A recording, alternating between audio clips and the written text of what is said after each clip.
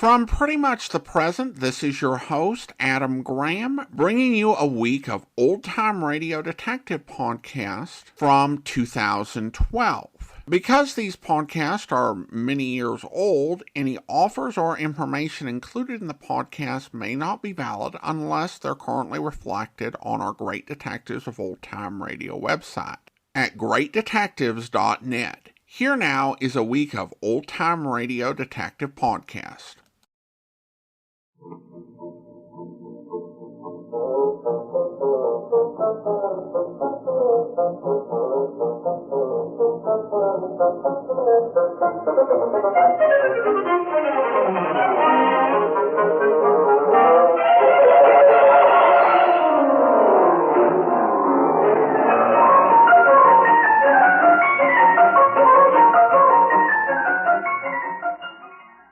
Welcome to the Great Detectives of Old Time Radio. From Boise, Idaho, this is your host, Adam Graham. If you have a comment, email it to me, box13 at greatdetectives.net. Give us a call. The number is 208-991-4783. And become one of our friends on Facebook, facebook.com/Radio Detectives. Well, today's episode is brought to you by the support of our listeners. Thank you so much for all of your support. And now it's time for today's episode of Barrie Craig, Confession to Murder. William Gargan stars as Barrie Craig, confidential investigator.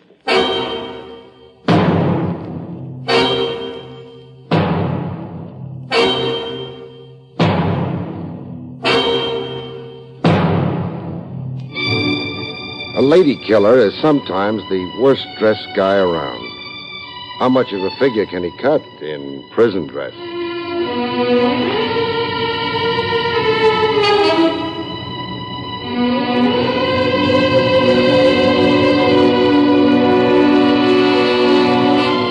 The National Broadcasting Company presents William Gargan in another transcribed drama of mystery and adventure with Barrie Craig, confidential investigator.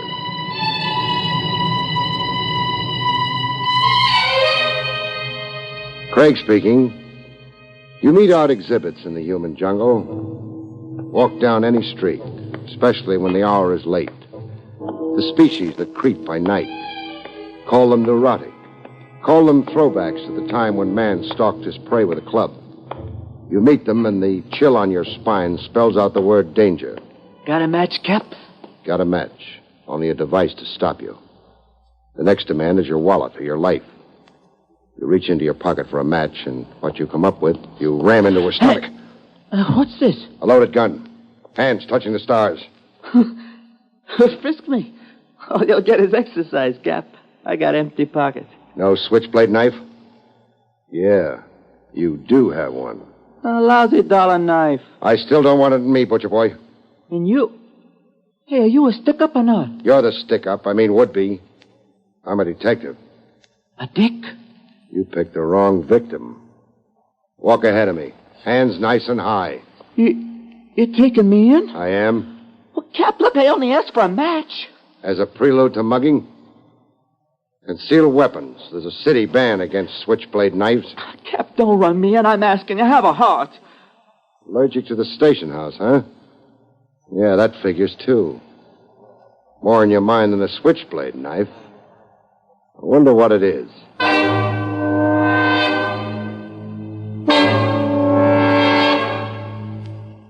I learned more about the boy from a career cop named Kennedy, Sergeant Kennedy. Rough customer you brought in, Craig. On the surface. And on the inside. You're overrating a punk. What's his record? The usual. Petty theft, illegal entry, stolen cars, disorderly conduct, street fights. Meaning he served time. 1 year in a correctional institution for juvenile delinquents.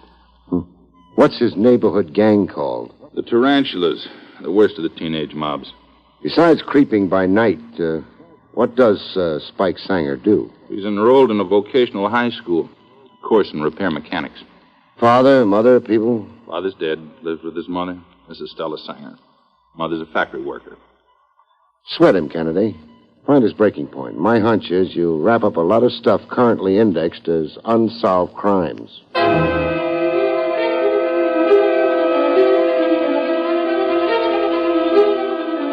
Spike Sanger popped back into my life the following afternoon in the form of a visitor to my office. A girl of 17, midi blouse, wide balloon skirt, ballet shoes of the Capizio type. She had books under her arm, a stenographer's practice pad. Are you Mr. Barrie Craig? Well, you entered without knocking. I was preoccupied. I'm Bernice Cannon. Selling magazine subscriptions? I'm here about Spike Sanger. Oh. We keep company, Spike and I. I wouldn't advertise it. You're prejudiced against Spike, like all the rest. The rest of society. You fine, righteous people. You all make me sick. Well, we got into this quarrel awfully fast. I didn't come here intending to quarrel. Why did you come? To beg you to help Spike, not persecute him, to ask you to think of him as a human being. You want me to withdraw my complaint? How can I accomplish anything with Spike if people like you arrest him on sight? Bernice. Yes? Are you employed? Part-time as a typist. I'm taking courses in stenography at a continuation school. I see. I'm told Spike's enrolled in a vocational high school. Whose idea was that? Mine. It was a bargain we made. If we were going to keep company, then he was... I'll think it over. And then maybe I'll intercede for your boyfriend. I'll see if I can help him. How long have you known Spike Sanger? All my life. Where I was born, Spike was the baby next door.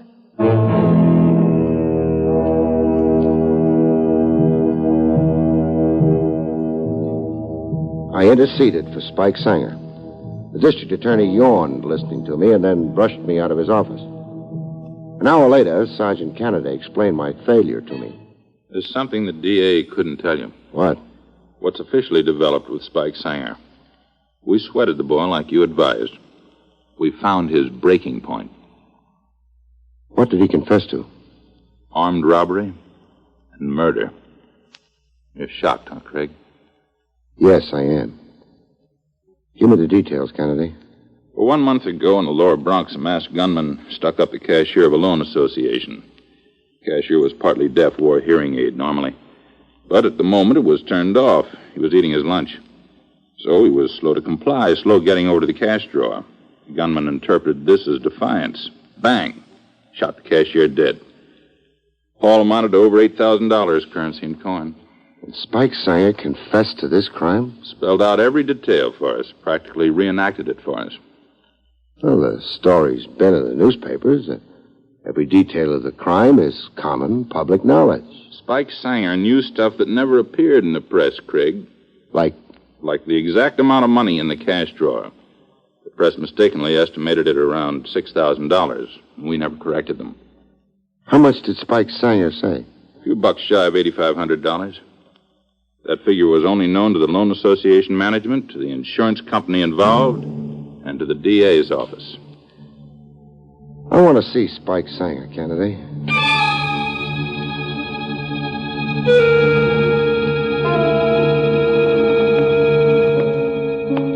They had Spike Sanger in the Tombs. They were still sweating him, trying to get answers to other crimes listed on the books as unsolved.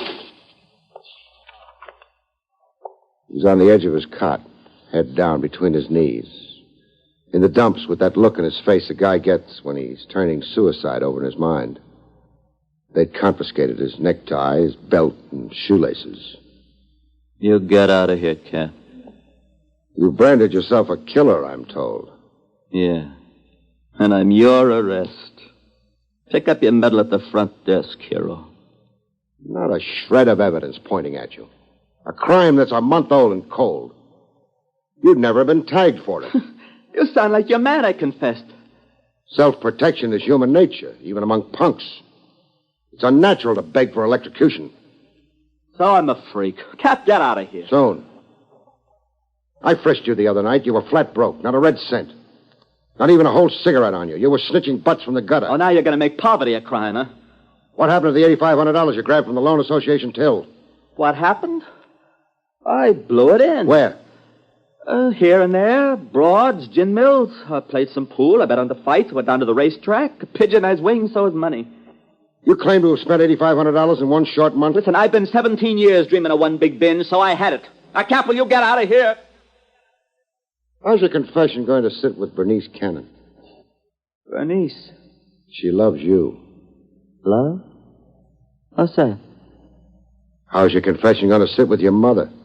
My mom. She's ahead. My confession puts her ahead. I've been bumming $8 a week from her, money for smokes and the movies. Get out of here, will you? I want you to get out of here.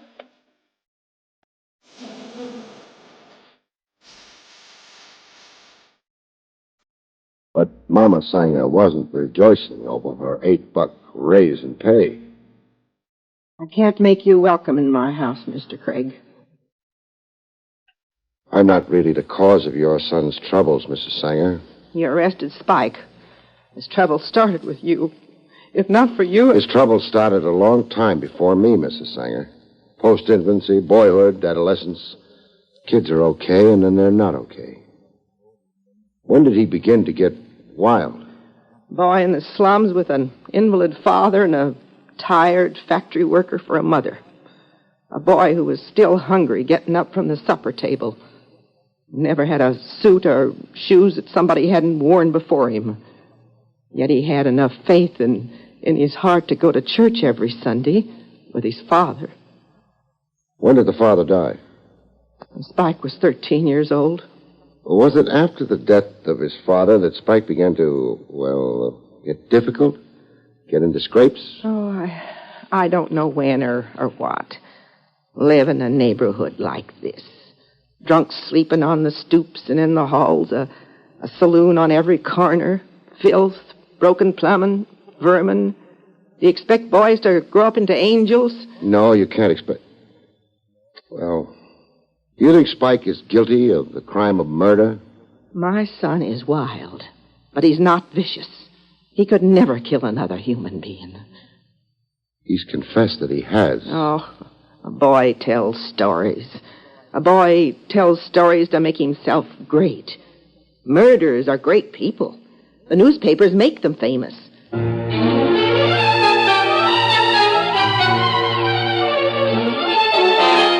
In the Sanger living room, Spike's girl, Bernice, had her own brand of scorn. The miracle to me is that Spike didn't confess to assassinating McKinley or sinking the Titanic. Do you think he lied in his confession? I know. Elaborate on that. The day of the holdup in that loan association. The day and the time. Could Spike be there and be with me, too? You're saying he was with you? And 20 miles away from New York. We were hiking in Palisades Park. We had a cookout, frankfurters and toasted English muffins. We picnicked all day. That's your alibi for Spike? Go ahead. Be cynical. Mistrust everybody. You love him. You'd naturally try to save him. No, Mr. Craig. No? If Spike was a murderer, I couldn't love him. Why would Spike confess to a crime he's innocent of? He's bitter. He's disturbed. I don't know. I'm not a doctor. Where could Spike have picked up certain hidden details of the Loan Association stick-up?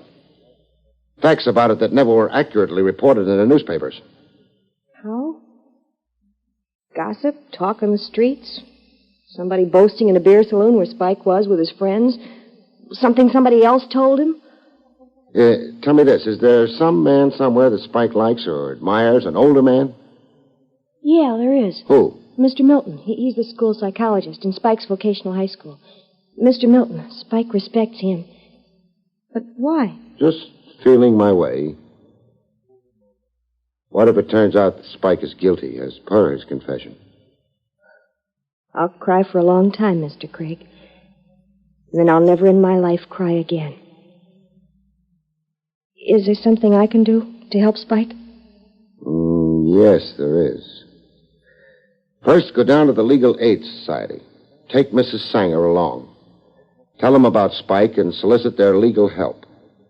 Then give them an affidavit of that time alibi you claim for your boyfriend. I'll do that. And do this. That street gang Spike hangs out with. The tarantulas. Drop a hint here and there. Let the word circulate on the grapevine that Spike deliberately confessed falsely. That Spike deliberately... For the headlines, the notoriety. That he has a way out and isn't really worried. He's got a time alibi covering the murder day. And get this rumor going. that Spike knows everything there is to know about the murder of that cashier.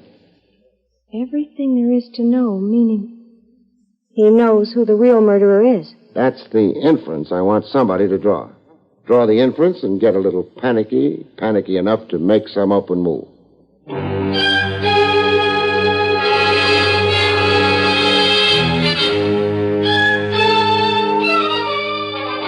At the vocational high school, the psychologist, Mr. Milton, showed genuine distress for Spike Sanger. The news came as a terrible shock.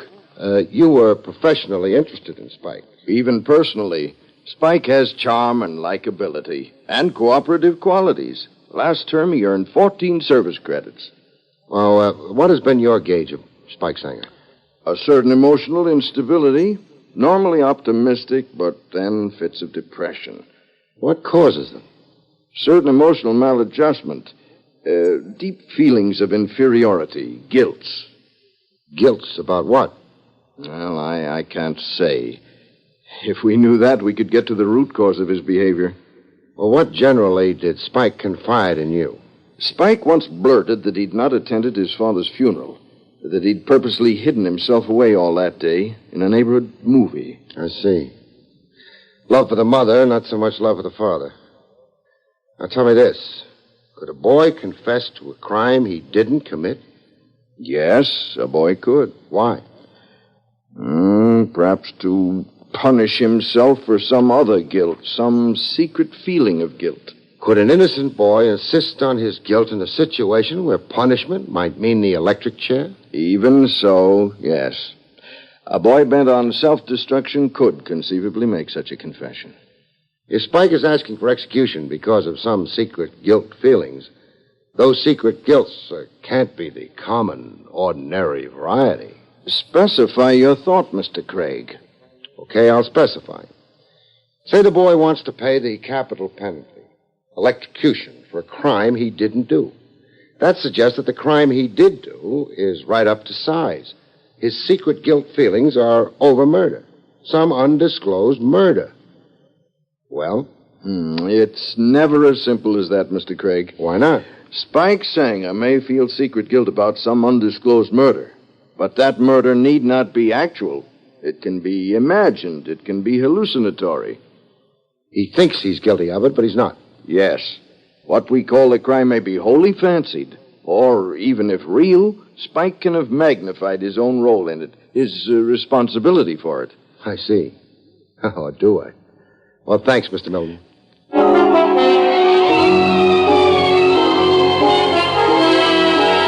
Bernice Cannon reported her success with the tarantula gang Grapevine to me. We met in a remote place, a wharf that looked over the Hudson River. It feels kind of funny being so clandestine, so furtive. Try to flush out a killer, you take risks. I don't want you spotted working with me. I don't want you hurt. Now, what's the story? I have definite progress to report. Well, tell me. I dropped hints, as you told me to, about Spike's confession being false and how Spike knew every detail there was to that happening. The robbery and murder. Well, I spent one evening in a social club the tarantulas keep up. A horrid, dingy cellar. I didn't even have to broach the subject or be clever. The boys were buzzing with it, huh? Yeah. Well, go on. Last night, I was approached on my street by a fellow known as Lou Lennox. Lennox is older. He's at least 24. But he's around teenagers. A smooth person with slits for eyes. A nervous twitch here in his cheeks. Constant twitch, once a minute. Holds your eyes. You're fascinated. Symptoms of a drug eater, I'd say. That figures, too.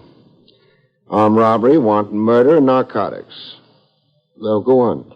Lennox played up to me. Every male trick of charm and insinuation. How pretty I was and my figure. Why wasn't I in show business? Then he began talking about Spike. As artfully as he could, but so obviously. He pumped me for details, and all that time, that awful twitch. Lennox showed anxiety? Yes. If ever I've seen a man deep down afraid. He asked me for a date. Pretended he was falling for me. He wants from you all that Spike knows about the Loan Association murder. Lennox figures a date and a few drinks will loosen you up. It's to be tonight. Lennox has a car. He'll be outside my house. Mm-hmm. I'll keep the date.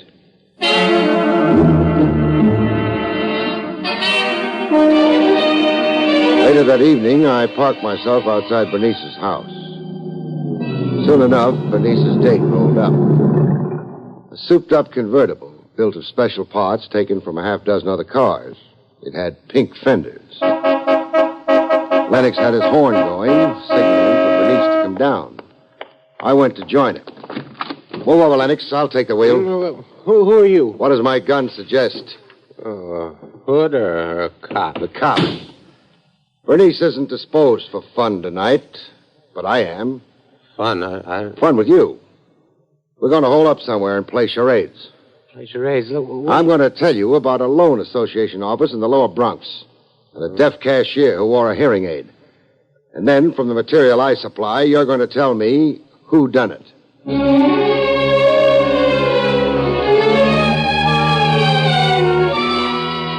Lennox amazed even himself. He lasted all night. With the break of dawn, he reached his breaking point. At headquarters, I waited until the police stenographer completed typing up the Lennox confession. Kennedy stood around looking just a little perplexed. 2 confessions to the same murder. Which do you believe, Kennedy? Lennox's. He's been up for murder before, and not only that... All cut. I want a carbon of Lennox's confession. Sure. Typist is finished here. And now I want it signed. Then I want to pass to the Tombs. Sure. Sure thing.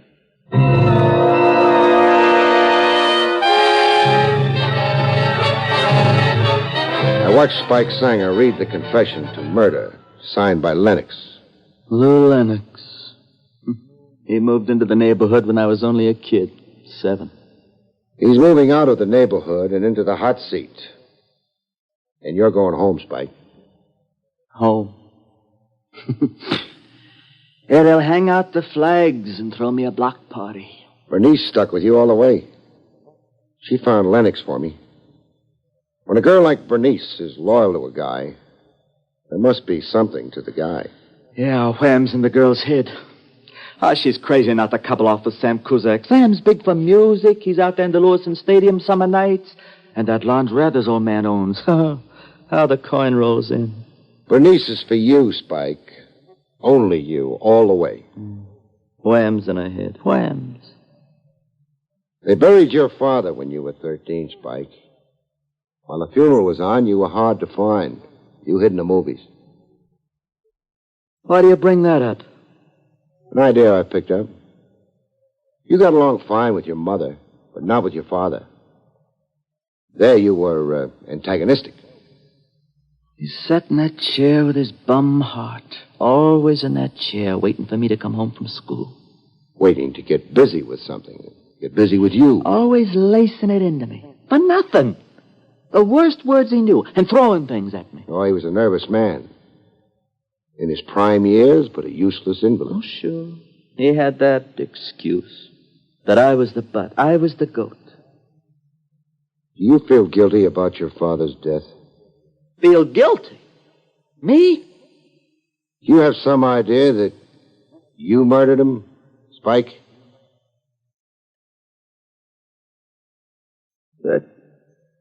That day Pop keeled over. And then the ambulance doctor pronounced him. Pronounced Pop. You'd come home from school, and there'd been a quarrel. The usual quarrel. Then your father suffered a heart attack. I killed him. I got him so excited, he fell down on the floor. So that's it, huh? You blame yourself for a death that had to happen sooner or later. That day, or the next day, or the next week. If I'd have shut up, if I'd kept my trap shut. You see yourself as your father's murderer in your secret guilt. So you tried to die for a crime you had nothing to do with. It's crazy, huh? You're mixed up, Spike, but you're a decent kid. In your own odd way, a very decent kid. And now that's what's had you so confused is out in the open, I think you'll be okay. With just a little clinical help, I know you'll be very okay. You sound like we're coming out of this Friends? We're friends. Sure, Spike. We're friends, all right.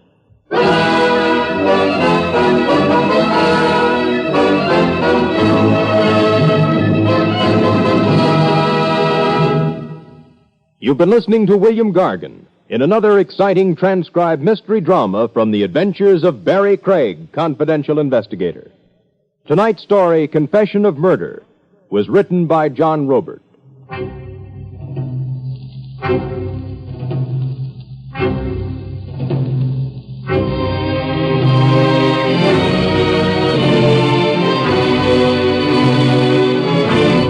The National Broadcasting Company has just brought you an NBC Radio Network production with William Gargan starring as Barrie Craig, confidential investigator, directed by Andrew C. Love. Our cast included Jack Edwards, Barney Phillips, Jane Webb, Noreen Gamil, Stanley Farrar, and Paul Richards.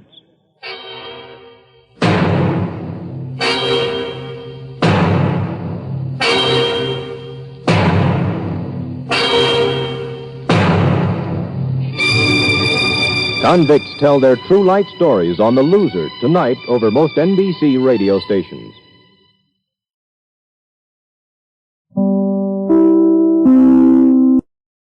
Welcome back. Well, another psychological juvenile delinquency case, which does make a little bit of sense. It does seem we've had a couple of those recently. It seem to be occurring frequently just because we're missing so many episodes. Speaking of that, I should let you know that we are reaching the end of the Barrie Craig run. We only have 3 more episodes after this week's show. I should mention here, this one came from May 5th, 1955. We did have 4 lost episodes between last week's show and this one. The ones that we're missing is Butlers Can Be Innocent, Wizard of Death, Corpse in a Rage, and The Mark of Judas. Quite a few. Like I said, we have 3 more episodes left. A listener comment before we go. This one from Leslie, who says, I just listened to the Barrie Craig episode where the hotel room disappears. I don't know of any radio scripts where this is used, but I think Barrie gave the best clue when he talked about a case he had heard of in Paris. This was made into the 1950 movie called So Long at the Fair. Perhaps you have a residual memory of seeing this movie sometime on TV, or perhaps it was turned into a Lux Radio Theater script. When I looked it up on IMDb, it says it was also used as the basis for a TV episode of Alfred Hitchcock Presents. Keep up the good work. Regards, Leslie in Australia. Well, thanks a lot, Leslie. I will admit, my total knowledge of old detective and mystery movies isn't all that it should be. When I was growing up, most of the old movies we watched were comedies, and maybe a few dramas shown in. So I'm continuing to acquaint myself with that. Plus, if it was just on TV, my dad was a very bad channel surfer, so I didn't get to see a bunch of shows. I rewatched some programs from my childhood, and I say it's not because I'm nostalgic, it's just because I want to find out how things actually ended. Regarding radio episodes with disappearing hotel rooms, I believe the case of Room 304, the last Nero Wolfe episode, had some shenanigans with the hotel room. And there was also a 1959 episode of Suspense called Room 203. And if you know any others, let me know. All right, well, that will do it for today. Join us back here next week for another episode of Barrie Craig. Coming up on Tuesday, we'll have Pete Kelly's Blues. I do want to encourage you, if you've not already, pick up a copy of my ebook, All I Needed to Know I Learned from Columbo. It's available in most ebook formats, including the Kindle, and you can also purchase it at smashwords.com. In the book, we take a look at the careers and history of 7 great detectives of radio, television, and literature, including Sherlock Holmes, Nero Wolfe, Monk and Boston Blackie. It's available now for $1.99. All right, well, now it's time for today's episode of Pete Kelly's Blues. Zelda, I should note that there were quite a few lost episodes between last week's show and this week's. There was a repeat, they actually did, rerunning Vera Brand on week 6 of the program. This week's show comes from week 10. It's from September the 5th of 1951, and the title is Zelda. This one's about Pete Kelly.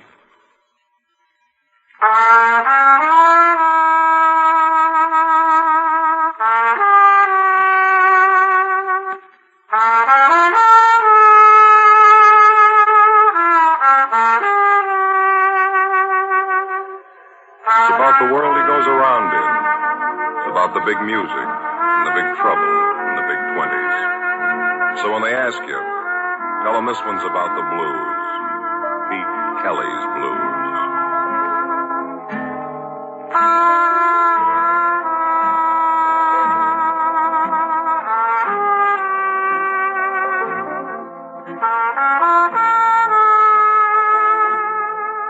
Pete Kelly's Blues. Starring Jack Webb, with story by Joe Eisinger and music by Dick Cathcart.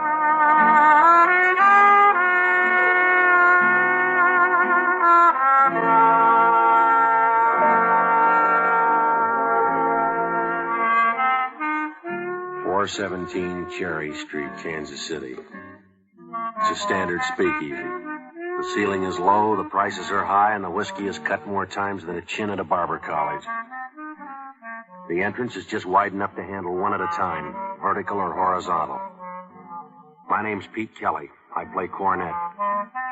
We start every night about 10, and we play till the last buck is home safe in Lupo's cash register. George Lupo owns the lease. He's a fat, friendly little guy you can always count on for a 20 in exchange for 2 10s. But that's all right. He lets us play the kind of music we like, and every once in a while he'll let us duck out to make a couple of phonograph records. All he asks is that we're back in an hour and 15% of the take. Well, last night, Matty Wynn had been after us for 2 weeks to make another record for him, to fill out one side. Matty ran a 2-turntable recording joint in a loft over on Baltimore. During the day, he'd keep busy making $2 personal records for the folks to send back home to the farm. At night, he'd rope a combo like ours to put out with some Dixie for the local market.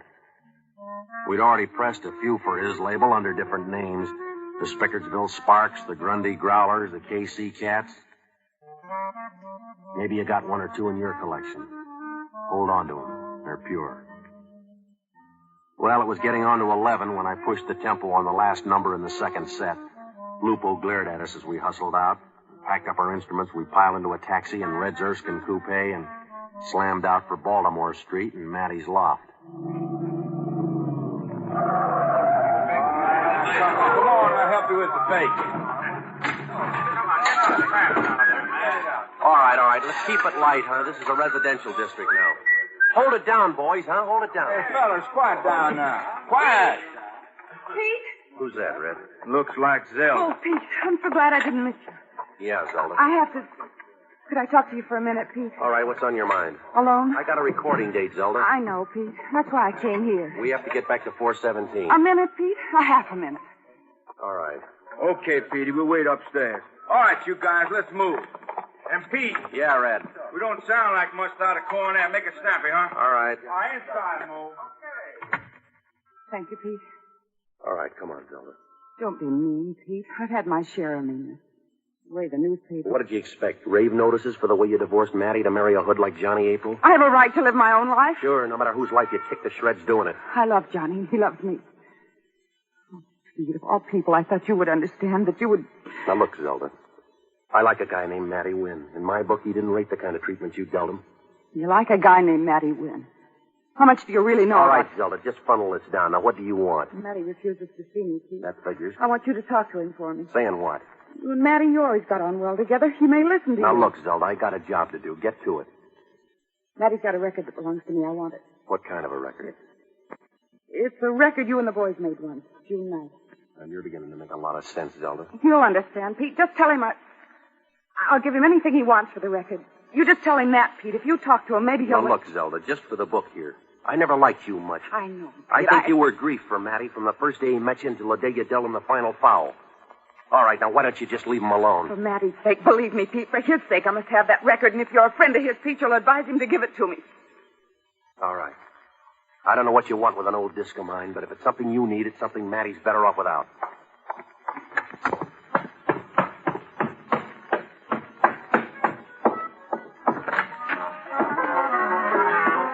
Matty? Well, Pete, I'd begun to think you deserted us for the Mound City Blue Blowers. I just left Zelda. Of course, the wisest thing any man could do. She was waiting for me downstairs. Why is it, Pete, that we always assume the vulture to be male? She seemed more like a frightened rabbit. Zelda, rabbit? Mink, yes, but never rabbit. All right, Matty, I'll tell you about it after the session, huh?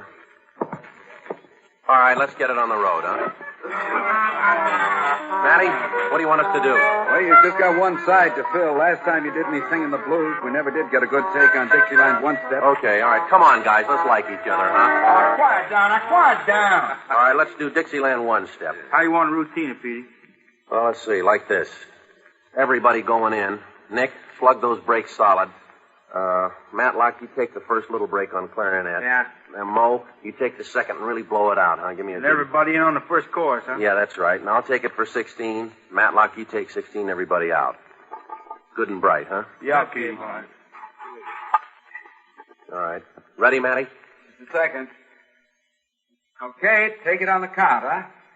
All right, now, here we go.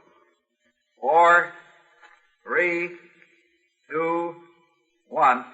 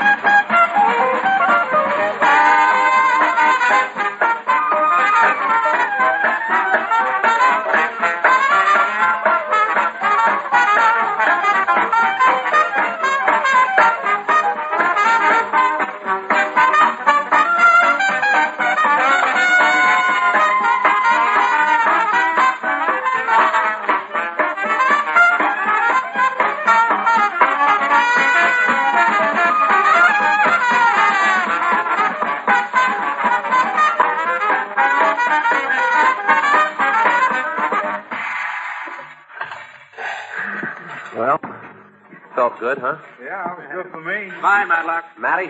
That does it, Pete. All right, you can pack up. I'll see you back at 417, huh? You stand behind, Pete? Yeah, 10 minutes. Leave the Erskine for me, will you, Red? Sure. Look, Pete, you come here to take care of your business. Leave it that way, huh? Don't worry, Red. I aim to. Will you take my horn? Yeah. I'll see you later. All right. Nice, Pete. One solo seemed a little long for time, but I think we can get it all on. Look, Matty, I know this is probably none of my business. The papers and her marriage to Johnny April has made Zelda everybody's business. Well, she asked me to talk to you about a record. Indeed. An old one of ours, June night? Yeah, June night. I remember it well, Pete. I always considered it a splendid achievement in jazz that should one day become a collector's item. Zelda doesn't know jazz from German measles and cares less, but she said she'd give you anything you want for that record. You can tell Zelda that she can purchase a copy of June night at Lambert's for 35 cents. Yeah, that's why I don't get it. And if you're fortunate, Pete, you never will. Forgive me, Pete. I don't mean to be sharp with you, but you're young and carefree. Stay that way.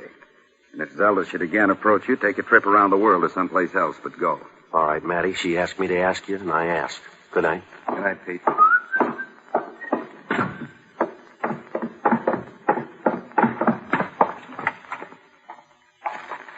Hey, you Pete Kelly? Who wants to know? Hear that, Perry? He wants to know who wants to know. All right, I'll tell you. I want to know. Feel better? Sure, I'm Pete Kelly, but I got a right... And I got a left. Let's ride. Thanks, but I got my own car here. Right now, ours is safer for you. It's bulletproof.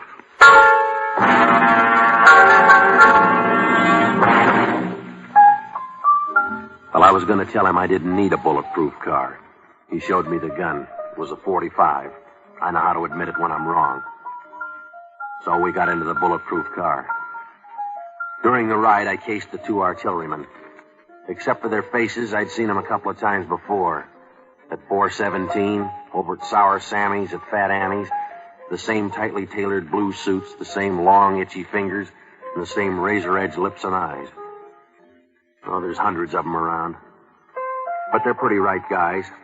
You gotta know how to handle them. Just do as they tell you, and the chances are you won't lose more than one eye.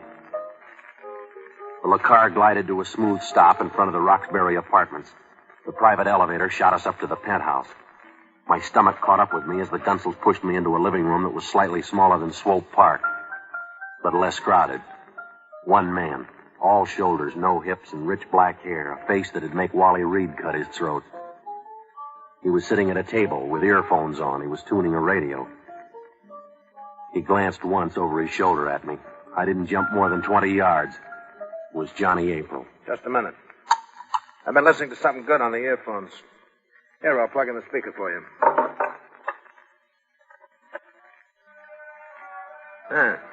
You hear that music? Yeah. Nice reception, huh? Yeah. Just got it. 12-tube superheterodyne, Magnavox horn. Pulls in Frisco without static. The best. Drink? No, thanks. You sure? I'm sure. Canadian import, the best. Sure you want number one? Yeah, sure. Well, luck. Luck?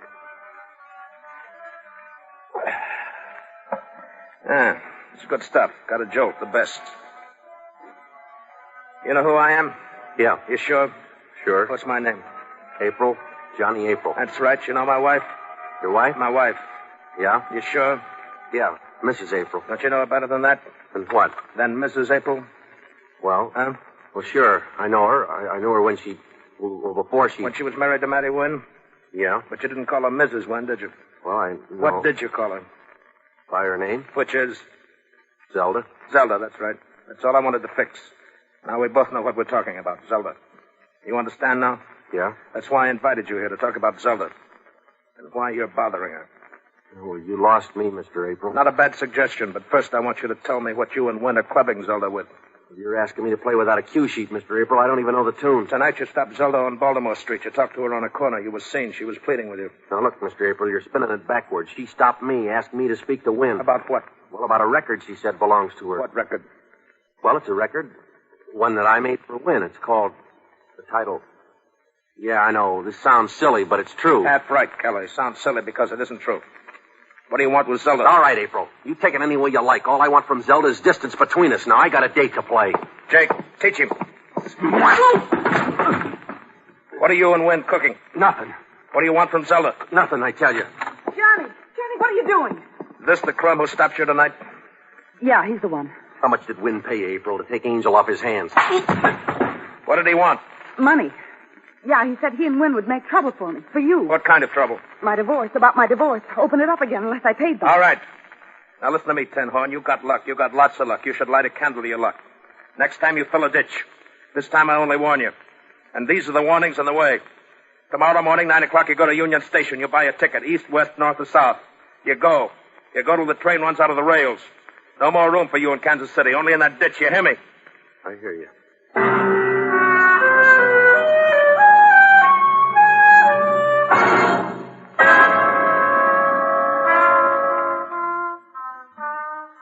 Well, Jake and Perry drove me back to the Erskine. They dropped me on Baltimore. I sat on the curb, my head between my knees. After a while, I felt a little better. I could breathe again. The lights were still on up in Matty's loft. He was probably working on the master. While I navigated the long flight of stairs, trying hard to hold back the sudden anger kicking up in me. It wasn't Matty's fault. He'd warned me about Zelda. No use to take it out on him. Well, I went into the loft and made an effort to hold it down. But it was a wasted effort. Matty wouldn't have minded anything I said or did.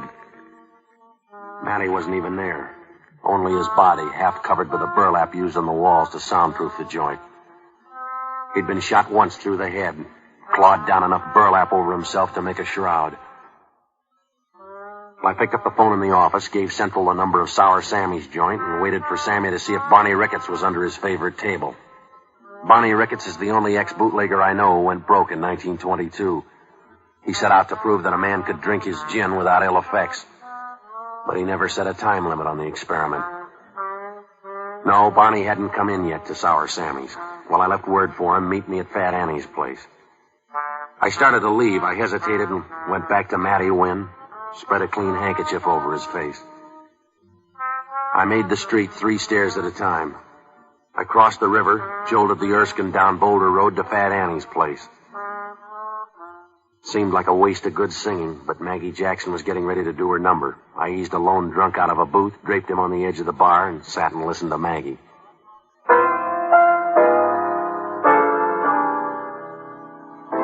Across the river on the Kansas side,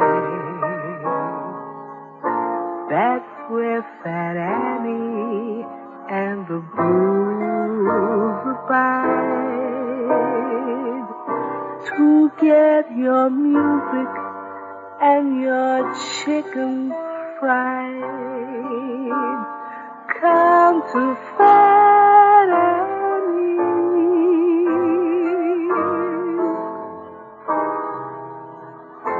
Just pour a pocketful of rock and ride across the river to the Kansas side. And when you get across that great divide, come to Fat Annie.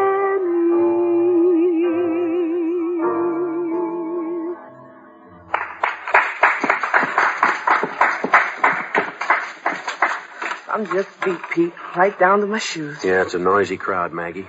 Out-of-town wine buyers with gin chasers. Murder. Yeah, do you want a beer? Thanks, Pete. I could use it. All right. Hey, draw 2, will you? Barney ain't been in yet, has he? No. You got trouble again, Pete? Where can I buy a new birthday? The stars are ganging up on me. Ain't nothing in that astrology, Pete. Well, there must be some explanation. Yes or no, hot or cold, I catch it. What's the misery this time, Pete? Only that Matty Wynn caught a bullet in the head. No. And if I'm not out of KC by morning, he's going to have company. Look, Maggie, do you remember a disc I cut for Matty? June night? Sure do. Good session. You got a copy of that one? Right on top of the pile. Where? In my room, just down the street a piece. Well, I'd go with you, Maggie, but I don't want to miss Barney. I'll get it for you, Petey. Thanks a lot.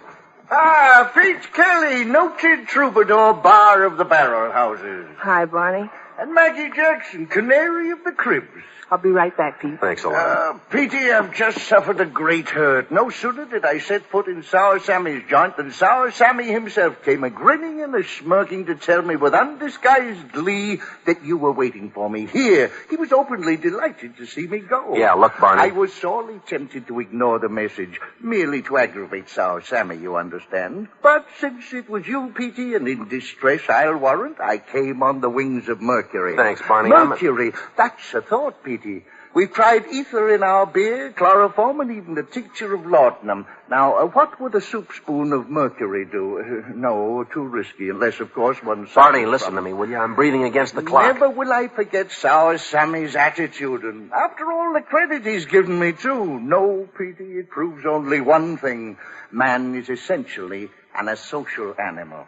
We band together only because we find it impossible to survive alone. Yeah, I know. But there is no true affection anywhere. Like the wolf, yes, take the wolf, Petey. He too herds, but only in times of want and stress. Yeah. And as soon as he doesn't have to rely upon his fellow wolf for survival, off he goes to prey upon his own. Yes, Petey, like the wolf. Man is a lone hunter, hating the herd because he is forced to depend upon it for survival. You all through? Very well, fellow Wolf. Johnny April, Barney, do you know him? Oh, yes. A fine gentleman, Johnny April, never kills on the Sabbath. Well, I can't wait that long. He gives me till morning to get out of town. Foolish man, right now you should be navel deep in timetable. Look, I got sucked into this by his wife, Zelda. She asked me to get a record from Mattie Wynn that belongs to her. She told April that I'm trying to shake her down. I got worked over and Wynn got a bullet. What's on this record? I don't know. It's just a disc I once made for Mattie. It's called June Night. Why does Zelda want it? I don't know. Why did Zelda lie to April? I don't know. Here's the record, Pete. Thanks, Maggie. And who shot Mattie? I don't know. Let's save time, Petey. Just tell me what you do know. Well, all I know is that Zelda's after this record and she doesn't want April to know it.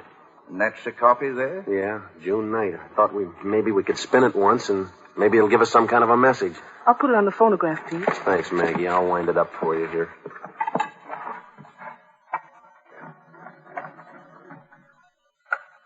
All right, listen to it, huh?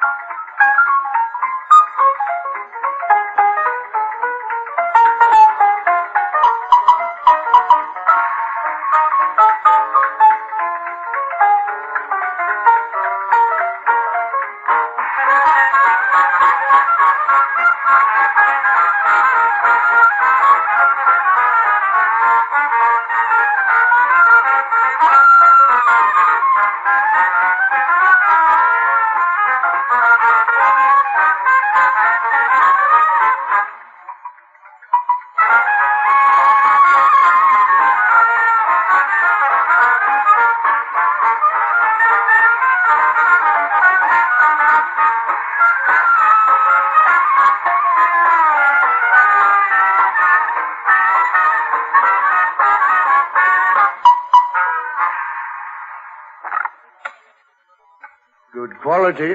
Mean anything? Nothing. No hidden meanings or codes or ciphers? Nothing there but the music. Tell me, Petey, how are these things made? What? A recording.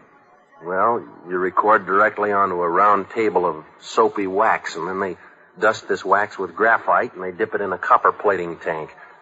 From this, they make what they call a mother, or the stamper. And that's what turns out the records that you buy in the store. I see. And the wax master, that's always kept in the recording studio? Yeah? When you've finished a job, Pete, can anything else be recorded on the master? Well, I suppose you could dub from one master to another, yeah. Petey, when I was a mere lad, my old father told me, when you seek an answer, child, always go to the master.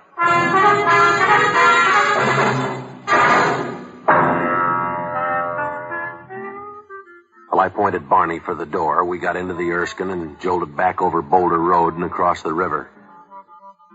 Barney insisted on expanding his wolf-man-herd theory all the way back to Baltimore Street. By the time we reached Mattie Wynn's loft, my fangs were on edge. Barney looked away from Wynn's body as we headed for the file room. I yanked open a metal container. It was empty. The master of June Night was gone. Yeah, your old father was right, Barney. He also told me the master will always be there for you. Notice the disarranged state of the files here, all the compartments. Yeah. Whoever came for the master of June Night went directly to the right file as you did. Didn't find it there and ransacked the rest of the place. Well, then Mattie hid it figuring something like this, but where? Let's look around the control room, Petey. Oh, there's no place there to hide a flea. Did you ever read a story called The Purloined Letter by Edgar Allan Poe? Not now, Barney. A wonderful little tale. Now, look, Barney, In this particular story, Petey, a number of detectives were taking a room apart by the seams, searching for a letter. They couldn't find it, and why? Because man is blind, Petey. He never recognizes the truth when his eyes fall on it, just as our eyes now fall on this peculiar-looking record on the turntable. Yeah. Barney, you wouldn't leave it out just like this. Prove me wrong. Play it.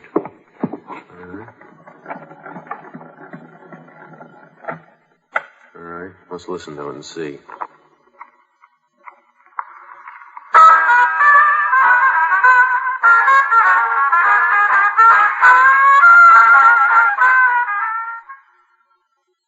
You understand what you're to say, Zelda? You wrote the script for me. Not that I don't trust you, of course. Let's get on with it, Matty. A little closer to the microphone, Zelda. This close enough, Matty? This close enough, Pete? Don't be foolish, Zelda. Put that gun away. Give me the record, Pete. Sure, in exchange for that gun. You'll get what's in the gun. Like you dealt it to Matty?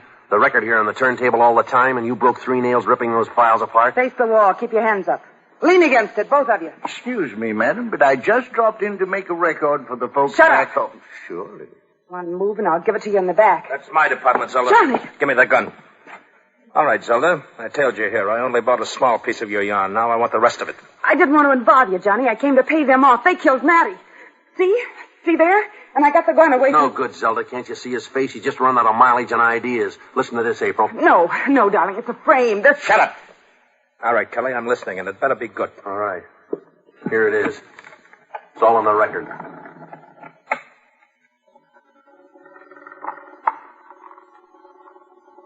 This close enough, Matty? Perfect. Now, just in case anything goes wrong, this recording will be our protection from each other.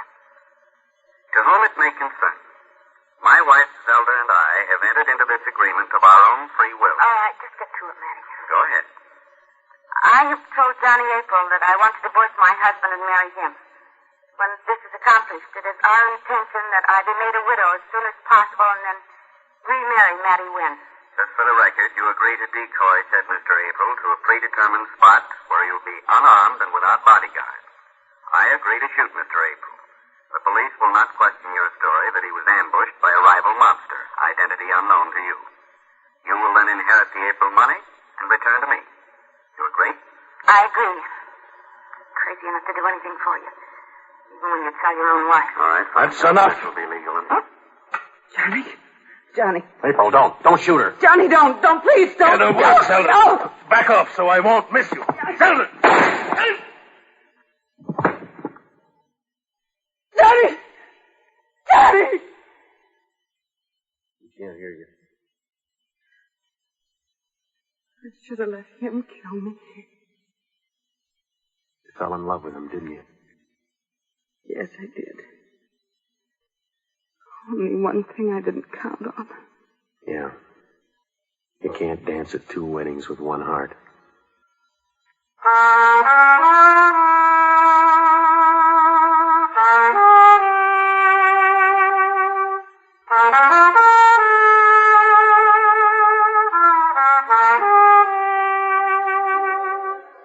Pete Kelly's Blues, starring Jack Webb, with story by Joe Eisinger and music by Dick Cathcart.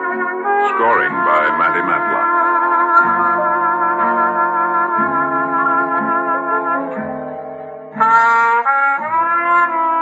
The music of Pete Kelly's Big Seven and Maggie Jackson is now available on phonograph record. Ladies and gentlemen, the Red Cross already has allocated more than $1 million for emergency relief work in the flood-stricken areas of Kansas, Missouri, Illinois, and Oklahoma. The biggest Red Cross job, however, will be rebuilding and refurnishing homes in the flooded areas. Cost of this job will run into the millions, more than present Red Cross resources can provide. That is why President Truman has issued a special appeal to all Americans to contribute generously to a special Red Cross flood fund of at least $5 million. Send all contributions to your local Red Cross chapter.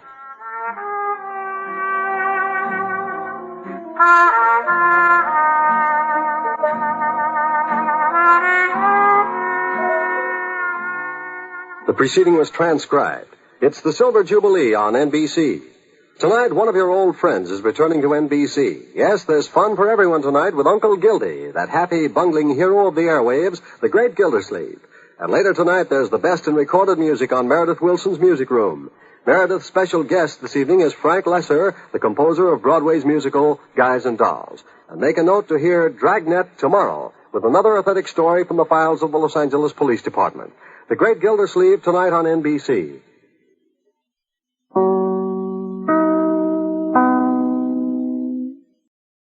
Welcome back. Well, he learns kind of late in the game that his friend wasn't quite all he thought he was with this sort of divorce, murder, and remarriage plot. And it was interesting to see Barney Ricketts here as kind of the lead force of deduction here. In a way, kind of reminiscent of that Screwball Division episode we played a few weeks back for our 650th episode special. I should mention that of the 5 lost episodes between this week's show and last week's, other than Vera Brand rerun, only 2 titles are known. That was the Marie Walters story and The Young Girl and the Mug. But we'll be back next couple of weeks with some more Pete Kelly's Blues. We do turn now to listener comments and feedback. And just a couple quickly from Facebook. I enjoy this show from Schubert. And Roger comments, love great detectives. Well, thanks so much for your support and your comments. They're truly appreciated. You can become one of our friends on Facebook, facebook.com/Radio Detectives. Well, today's episode is brought to you by support of our listeners. I want to thank a couple listeners for their support. Yvonne and Lisa, thank you so much. And as we do with all donations of $7 or more, we'll be sending along access to our premium site. Now it's time for today's episode to Let George Do It, Sabotage. Personal notice, danger's my stock and trade. If the job's too tough for you to handle, you got a job for me, George Valentine. Write full details.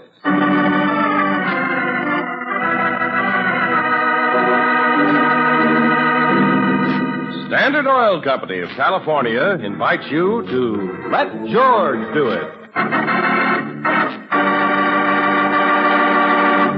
In a moment, we'll begin tonight's adventure of George Valentine. You know, there are 8 good reasons why Chevron Supreme gasoline works better in any car. And those 8 reasons are Chevron Supreme's 8 high-performance qualities. Quick starting, fast warm-up, full power, area blending, anti-knock, vapor lock prevention, smooth acceleration, and economy mileage. Remember that you get the gas with all 8 when you fill up with Chevron Supreme gasoline. So stop in tomorrow for a tank full at any standard station or independent Chevron gas station where they say and mean we take better care of your car.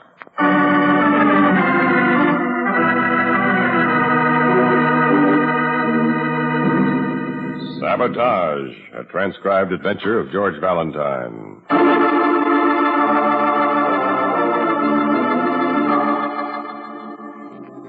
Dear Mr. Valentine, how would you like to do 3 things?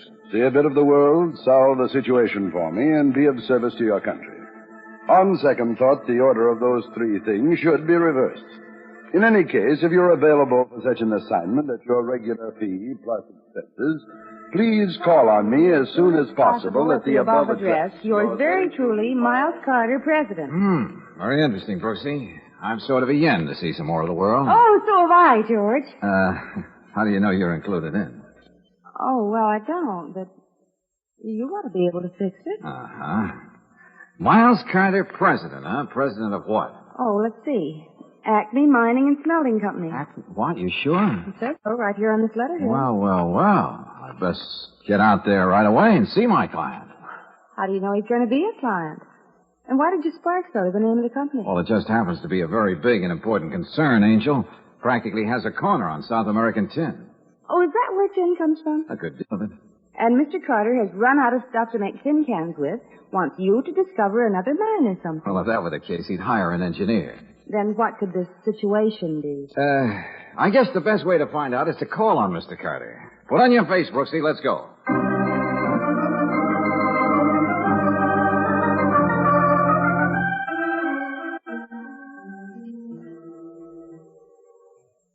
Valentine, let's start out with 3 facts. Yeah, okay, Mr. Carter. But let's get to the business. First, a quarter of the world's tin supply comes from Bolivia in South America. Second, American interests control 4/5 of that output. And third, Acme imports more tin from South America than any other country. That's quite true, Miss Brooks, but that isn't the third point. Oh, I'm sorry I interrupted. Well, that's all right.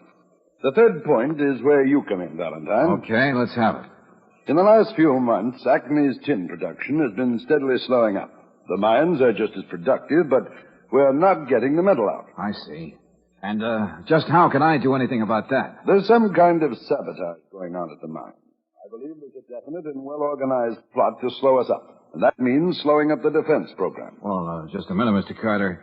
Isn't this a job for some kind of government agency? No. The people at the bottom of this plot have planned things very carefully. They could smell a government man a mile away. I need somebody who will be completely unsuspected. But wouldn't these people suspect anybody? Not the way I have it set up. Valentine, have you ever taken pictures? Well, yeah, sure. Of course, I'm not an expert. You don't have to be, as long as you can be a convincing photographer. I rather thought you might be interested in the job, Valentine, so I took the trouble to get this for you. Here. Huh? Oh, official news photographer, accredited to staff of Events magazine. But that's your entree. The editor of Events is cooperating with me in this thing. Oh, yeah, I see. I'm to go down to your mines in Bolivia as a photographer and check into this sabotage thing. You mean he has to go alone, Mr. Carter? That's right. No. Now, wait a minute. You've given me an idea. I have? Yes. Of course, I should have thought of it. If Events magazine needs pictures of the Bolivian tin mines, it also needs a story to go with them. Can you write, Miss Brooks? Brooksy, yes, I think Mr. Carter. I was assistant editor of my school paper. Good deal. I'll get you certified by Events, too. A photographer and a feature writer. Have a look. That'll dress up our investigation so nobody will know. Oh, thank you, Mr. Carter. There's a Pan Am couple leaving for La Paz tomorrow morning. Have a look. I'll make reservations for you both. That is, if you want the assignment. Oh, yeah, sure. We'll be glad to go. Good. And just remember one thing. You'll look like a photographer and a reporter, but your job is to stop a bad case of sabotage.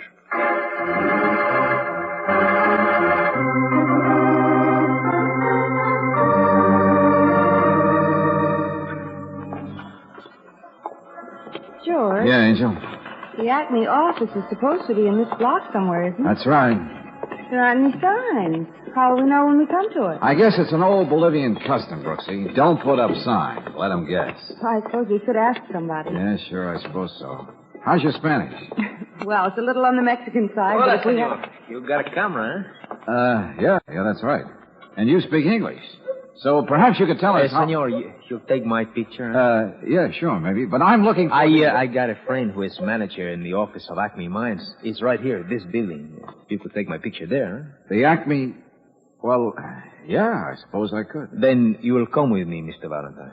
And Miss Brooks. Oh, hey, now, wait a minute. How do you know... We were expecting you, Mr. Valentine. I saw you when you got off the plane. I was worried that you might get lost. Yeah. Well, since you know so much, where can I find a man by the name of Ed Burke? Oh, that's easy. Senor Burke is the manager of the Carter Mines in Bolivia. I'll take you to him. George, do you think... I'm trying to. This thing looks a little screwy to me, but we'll go along with the gag. I beg your pardon, senor. I am not a gag, whatever that is. I am Jose. Okay, Jose. Just take us to Ed Burke.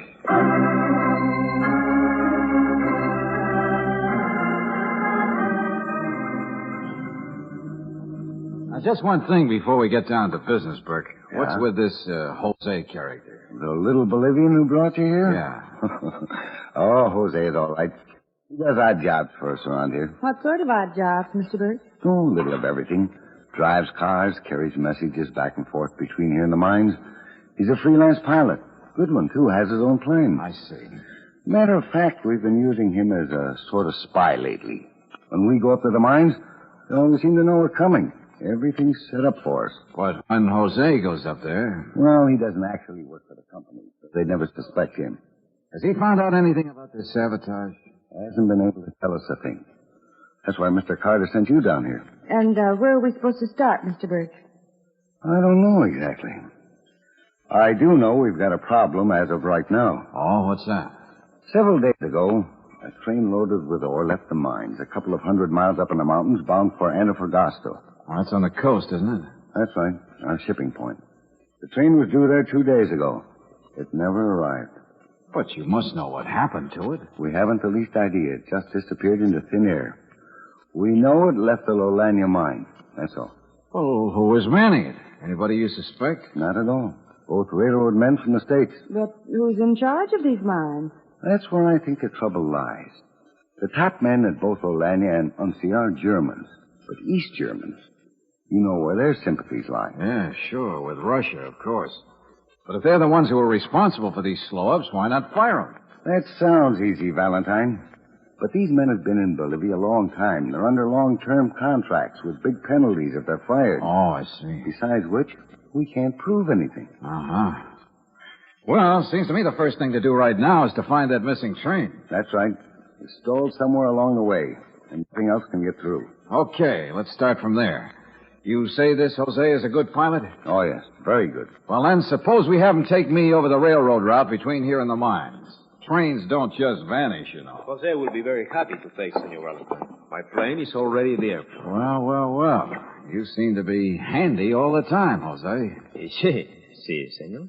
Maybe a little too handy. ¿Cómo? What, senor? Skip it. Can we fly to the mines and back before dark, Jose? Sí. If we leave at once. I'm all ready to go, George. Angel, next trip. I'm just going to do a little scouting this time. But I'd like to go. Valentine is right, Miss Brooks. He'd better go alone with Jose this trip. Next time up, he can take you. Well, all right. I'll go back to the hotel and wait for you, darling. Yeah, okay. And if you find anything on the way, Valentine, please let me know at once. All right, but how? Jose has a radio in his plane. I have a receiving transmitter right here in the office.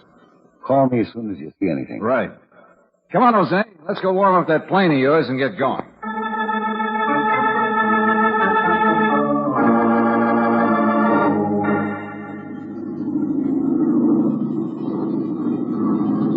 Seen anything of that train yet, Jose? No, senor, nothing. Well, it's pretty hard to see from this altitude. Can't you come down a little? Oh, no. The wind currents over these mountain passes, they're very bad. Oh, yeah, sure. Hey, how many cars were there on that train? I think there were 7. 7, huh? Well, that should be easy enough to spot even from this height. That is, if it's still on the tracks. See, if it is still on the tracks. Hey, wait a minute. Zip your starboard wing a little. See?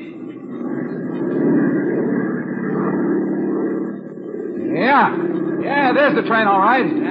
Where are we? About 100 miles back from the border of Chile. Okay, good. Give me that radio transmitter. See anybody around the train?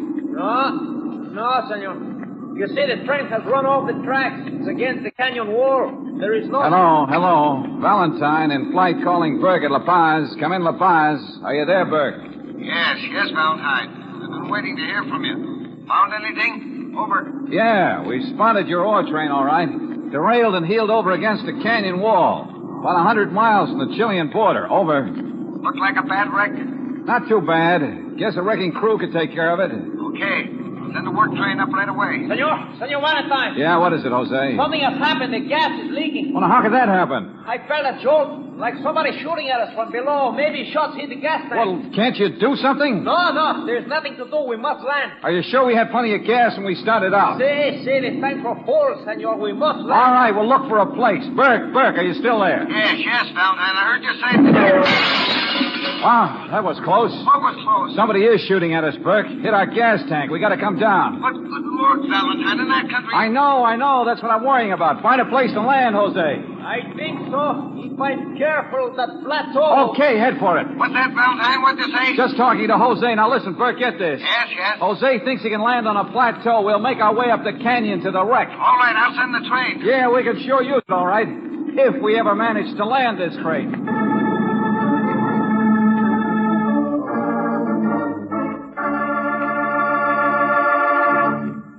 In just a moment, we'll return to tonight's adventure of George Valentine. Say, don't forget the new low price on Atlas tires being made as a special offer by independent Chevron gas stations and standard stations. If you need tires or tubes, now is the time to buy. Famous for their rugged, long-lasting service, Atlas tires put plenty of rubber on the road. Their wide, flat treads give better traction and help you to stop quicker. And now, you can buy Atlas tires at a special low price for a limited time only.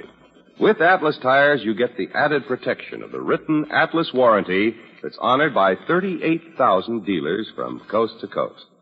You get a liberal trade-in allowance and easy budget terms. You can purchase your Atlas tires at the special low price and charge them on your new Chevron National Credit Card with Chevromatic. Every motorist knows the proven performance and dependability of Atlas tires.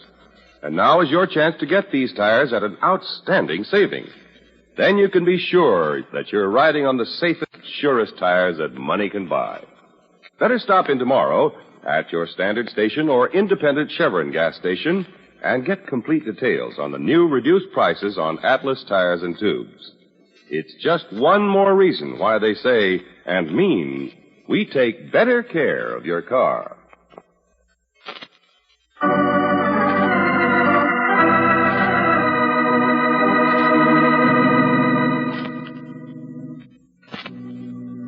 And now, back to tonight's adventure of George Valentine. You're engaged by the head of a large tin mining company to try and discover the source of sabotage in the company's Bolivian mines. Before you can even get to the workings, the plane in which you're flying is shot down over the wreck of an ore train. If your name is George Valentine, it's a mighty pleasant feeling when you step out of the bullet-riddled plane on solid ground, and when, a couple of days later, you jump off the work train back in the pond.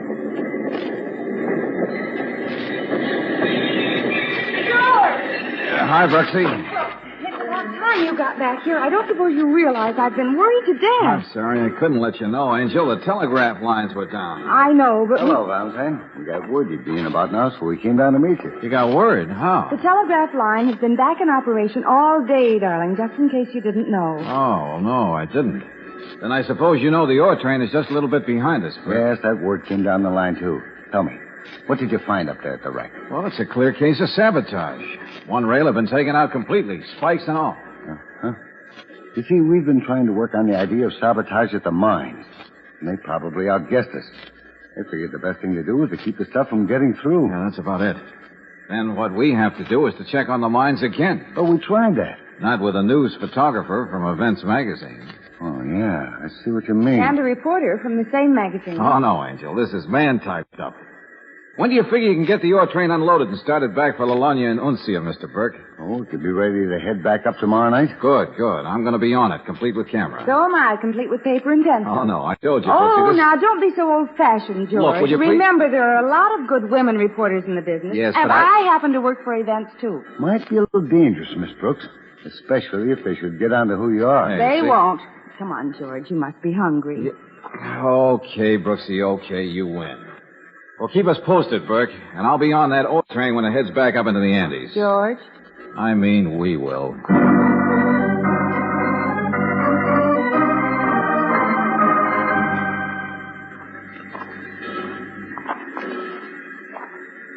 But, George, this can't be the Lalagna mine. No? Look at that sign over there in big letters. But Mr. Burke said this is one of the biggest of them, and there's nothing going on around here. Yeah, I know.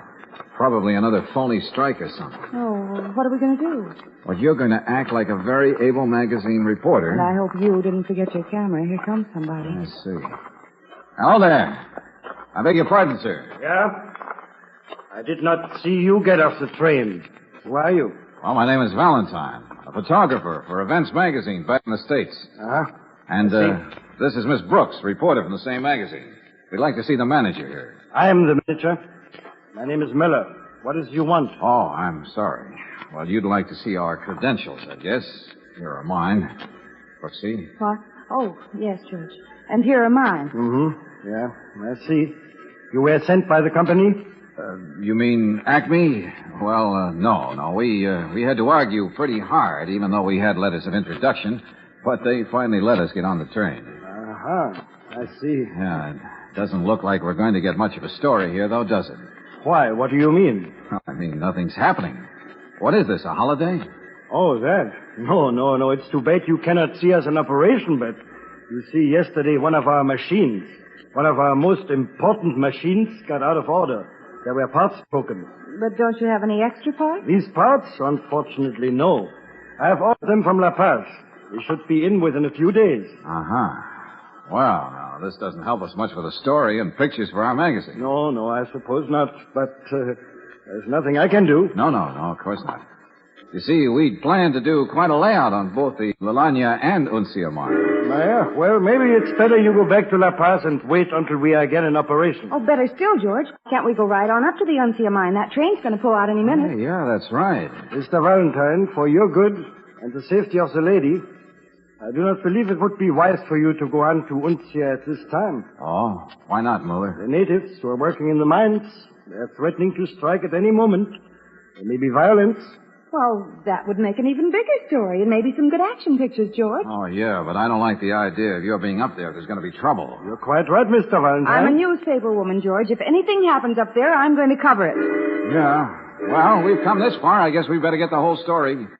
Well, we'll cover your workings when you're in operation again, Muller. Yeah, do that. Very well.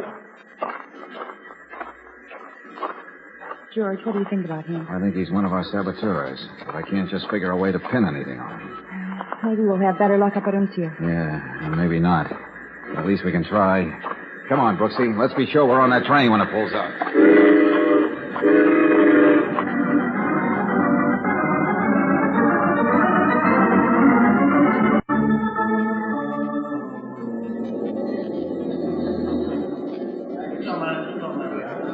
Golly, George, there's plenty of activity up here at Uncia, all right. Doesn't look like any slowdown. That's right. I just had a talk with Schmidt. He's the top foreman.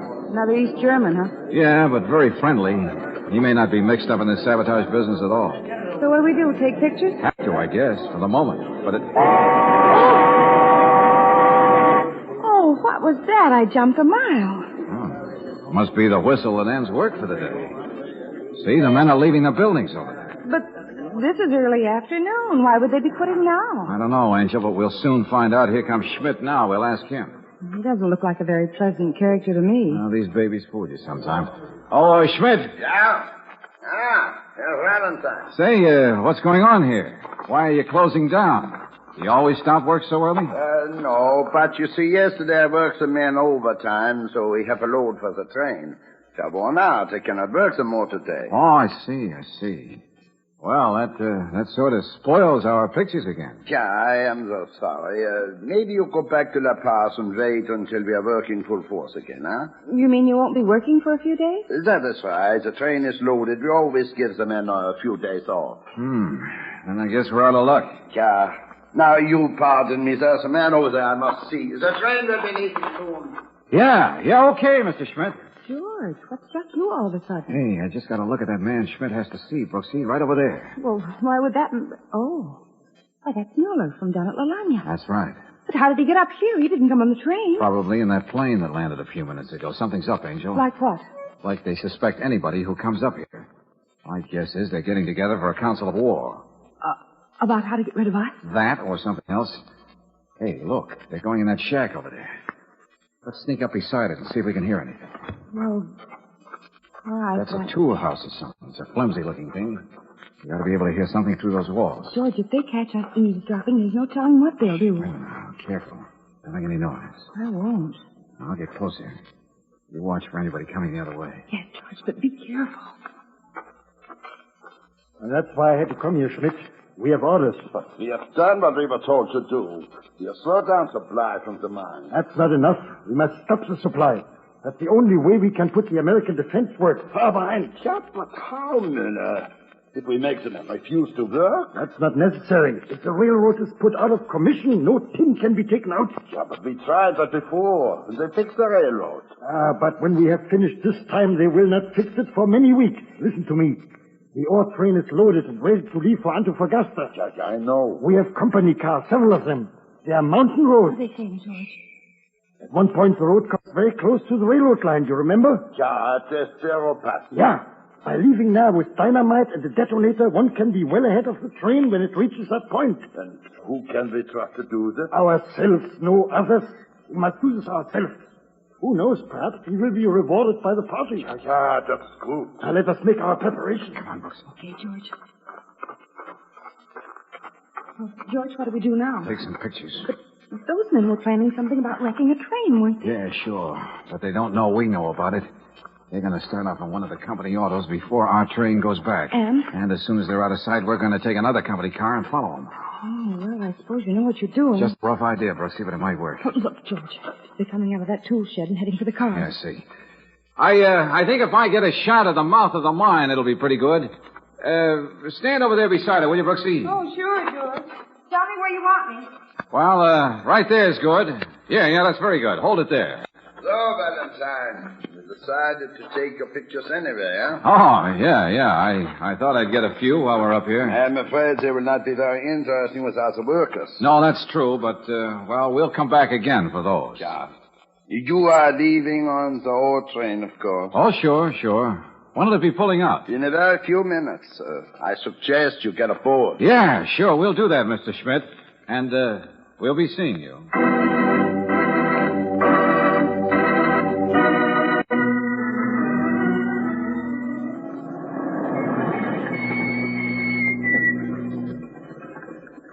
Well, here's the place, all right, Brooksy. And there's the company car parked up ahead. Yeah, but where's Schmidt and Mueller? Well, down by the track somewhere, I guess. Now, let's get out. All right. Easy now. I don't see them anywhere. Just take it quiet like, Angel. Don't make any noise any more than you have to. Oh, I won't. Hey, wait a minute. Hey, listen, there comes the train. Yeah, we gotta work fast. What are we going to do? I don't know yet.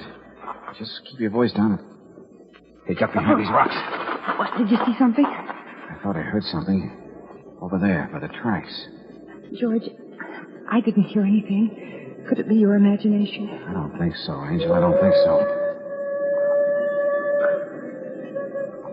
You can see a lot of track from here. Yeah, sure. That's why they picked this place, I guess. The train's almost here. No, not quite, Angel. They can hear it a long way in these canyons. Won't be long, though. George. Yeah, what? There they are. Right. They've been hiding behind those rocks, see? Yeah, sure. But wait a minute. They're nowhere near the tracks. Just waiting back here. I wonder... Yeah, sure. What, George? I remember now. They were talking about dynamite and a detonator. They must be all hooked up and ready. You mean they can set it off from here? Sure, that's it. You stay here, see. What are you going to do? Sneak up as close as I can without attracting their attention and get the drop on them. George, he's holding the plunger on that box. I know. Now keep quiet and come when I call you. Okay.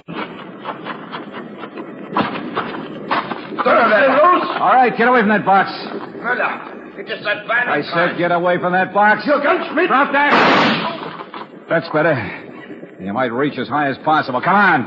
You're making a mistake, Valentine. Oh, yeah? I'd rather say you almost made a mistake. Brooksy! Yes, George, I'm coming. You see, Mr. Valentine, we can explain. You can explain a lot of things later. See, Schmidt found it smart to drop his gun, see if Moeller has one on him. All right, George. But I do not have a gun. I don't carry a gun. Just dynamite, huh? No, he doesn't have a gun, George. Okay, now how fast can you get down that bank onto the tracks? Well, I'll try it and see. What do I do? Flag that ore train, Brooksy. When you get them stopped, tell them they got 4 more passengers. 2 of them for a one-way trip.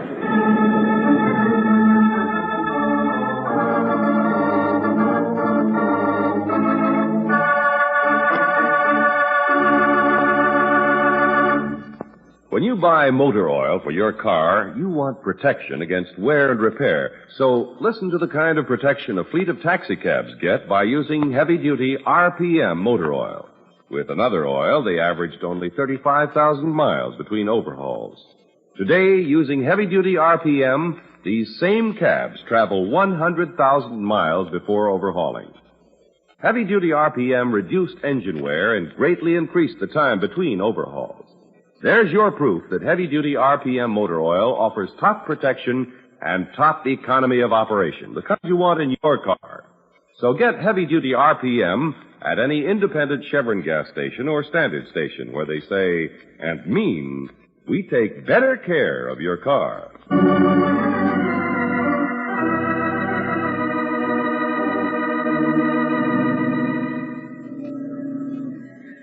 George, what will they do with those men, Schmidt and Mueller? Oh, stick 'em in jail for a while. Sabotage, attempted murder, stuff like that there. And when they get out? I don't know. Fire 'em back to East Germany, I guess. That's where they belong. George, Yeah, Angel? can you really use that camera? Well, sure. Then, will you explain it to somebody so they can take our picture? And maybe with your arm around me? With the harbor in the background? Oh, I couldn't let anyone else use it, Angel. And besides, I don't think Events Magazine would take that kind of a shot. Oh, George.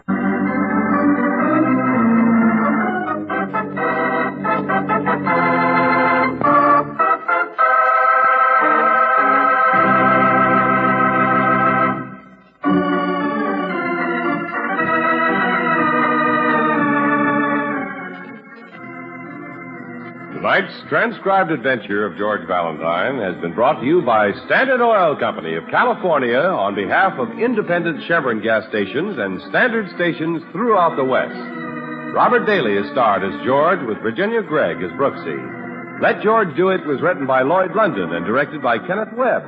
Ted DeCorsia was heard as Carter, Tony Barrett as Jose, James Nusser as Burke, and Fritz Feld as Mueller.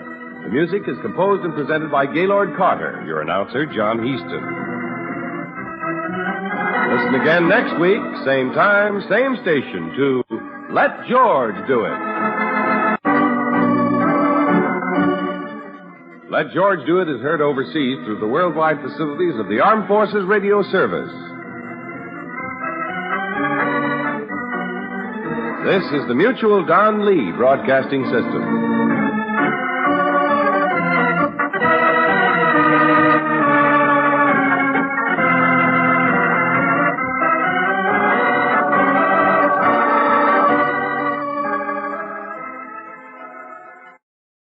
Welcome back. You know, we haven't talked about it, but this episode occurred in the middle of wartime. It wasn't World War II, it was the Korean War. And it's kind of odd in a way because the war so dominated World War II old-time radio. But when you get into Korea, it's barely mentioned except for some occasional informational mentions, for example, reminding folks to give to the Red Cross or to give blood.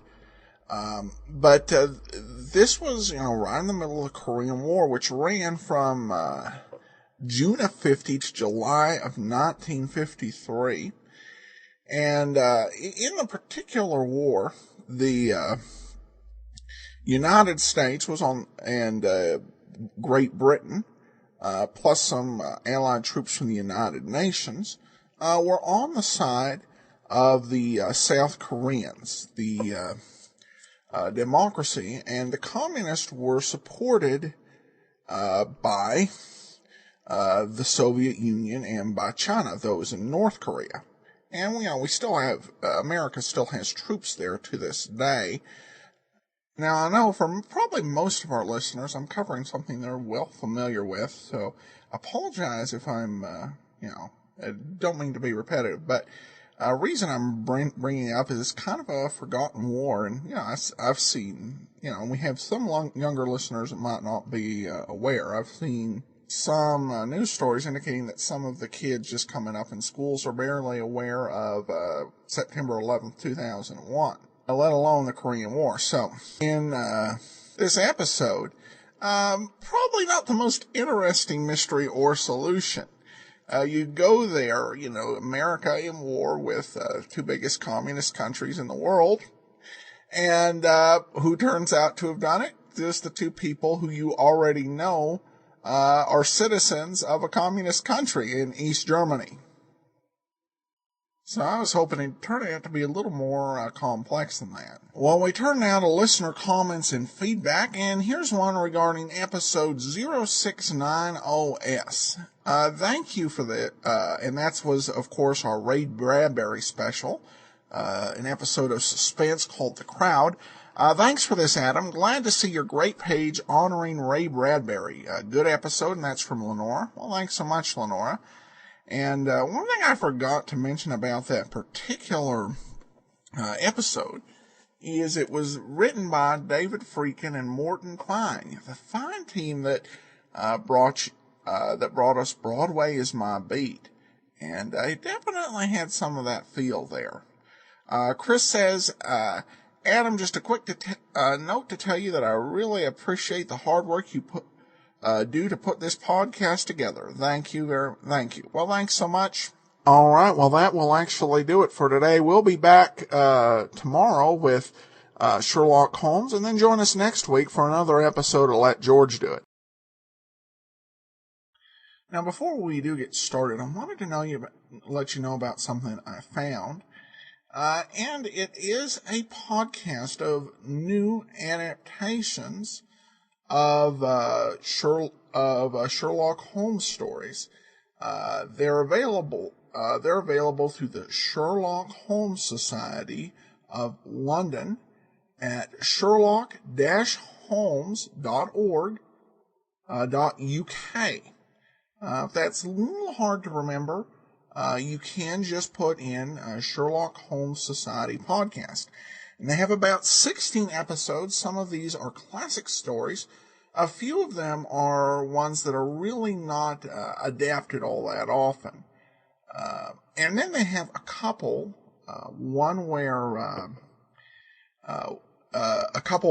these were detective stories that Doyle wrote, but without Sherlock Holmes, and they did them with Sherlock Holmes. And then there are a few original stories they dramatized. And it's been pretty fun listening so far. And if you'd like a little extra Sherlock Holmes, it's available for free on iTunes. Just plug in Sherlock Holmes Society podcast, or you put in Sherlock Holmes Society at Google, and it'll get you there. All right, well, that public service announcement out of the way, and I hope you enjoy it, and it does serve your listening pleasure. If you need a little extra Sherlock, here now is today's episode, The Frightened Bookkeeper. 7 o'clock by Longines, the world's most honored watch. Product of the Longines Whitnor Watch Company. Your mutual station will broadcast exclusively the American League playoff game in Boston tomorrow between the Red Sox and the Cleveland Indians. The playoff is on the air at 1:15 p.m. Eastern Standard Time. That's tomorrow afternoon at 1:15 Eastern Time for the American League playoff on your mutual station. Now, Sherlock Holmes.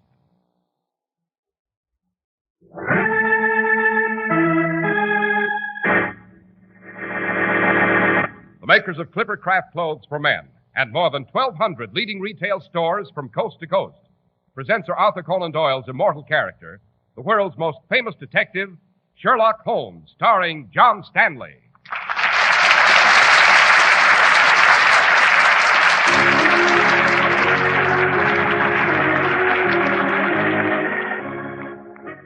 This week's adventure, the case of the frightened bookkeeper. I regret using my hunting crop on your hands, sir, but you are rather obstinate. And you are wanted for murder. I shall stop the train and we shall return to London, where I shall have the pleasure of turning you over to Inspector Lestrade of Scotland Yard as a gift. Compliments of Mr. Sherlock Holmes.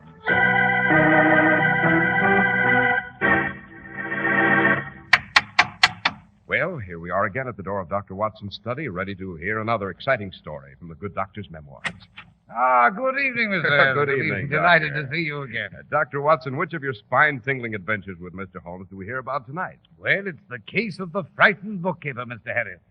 It concerned a murder under fantastic circumstances, and it ended with the strangest doings in a court of law that I have ever witnessed. Well, Doctor, two things always amaze me. Mr. Holmes' cases, for one, and for another... May I venture to guess that the other source of your amazement has to do with Clipper Craft Clothes? It certainly does, Dr. Watson. If you think a really fine suit should cost you a young fortune, why, you'll be glad to know you're wrong. Absolutely wrong. Because you can own a suit that looks like an expensively tailored model without going haywire. Impossible? Well, just slip into a Clipper Craft suit. Study the tailoring, examine the fabrics. Don't think you can afford it? Well, then glance at the price tag. No, your eyes aren't playing you a trick. The price is only $40 or $47.50. You wonder how it's done? Well, listen. More than 1,200 of this country's finest independent stores, from Maine to California, have combined their vast purchasing power to keep your budget happy. That's why you'll pay only $47.50 for the handsome Clippercraft worsted suit you'll hardly ever wear out. Try one on at the Clippercraft store in your community. You're bound to agree. Clippercraft's values in suits, top coats, and sport coats are flabbergasting. Compare Clippercraft with clothes selling for many, many dollars more.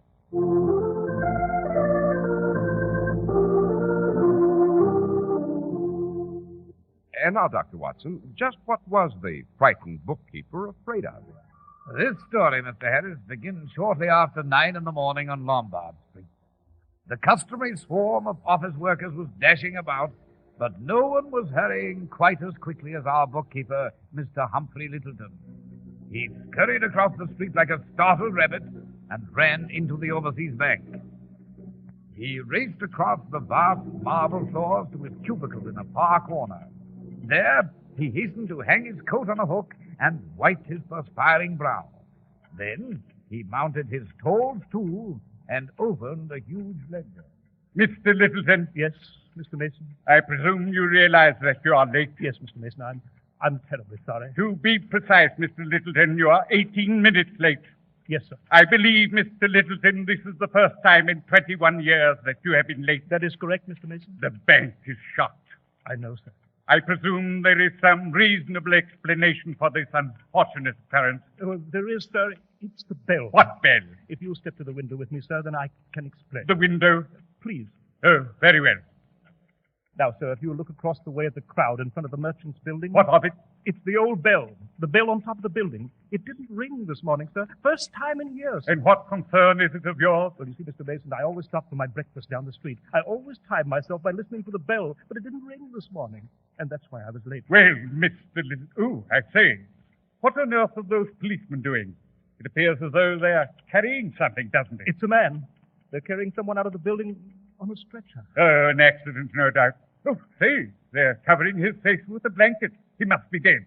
And isn't that Inspector Lestrade of Scotland Yard out there? I have never met the gentleman. Of course it is. Oh, he's coming into the bank. Now we shall see what's what and who's been killed.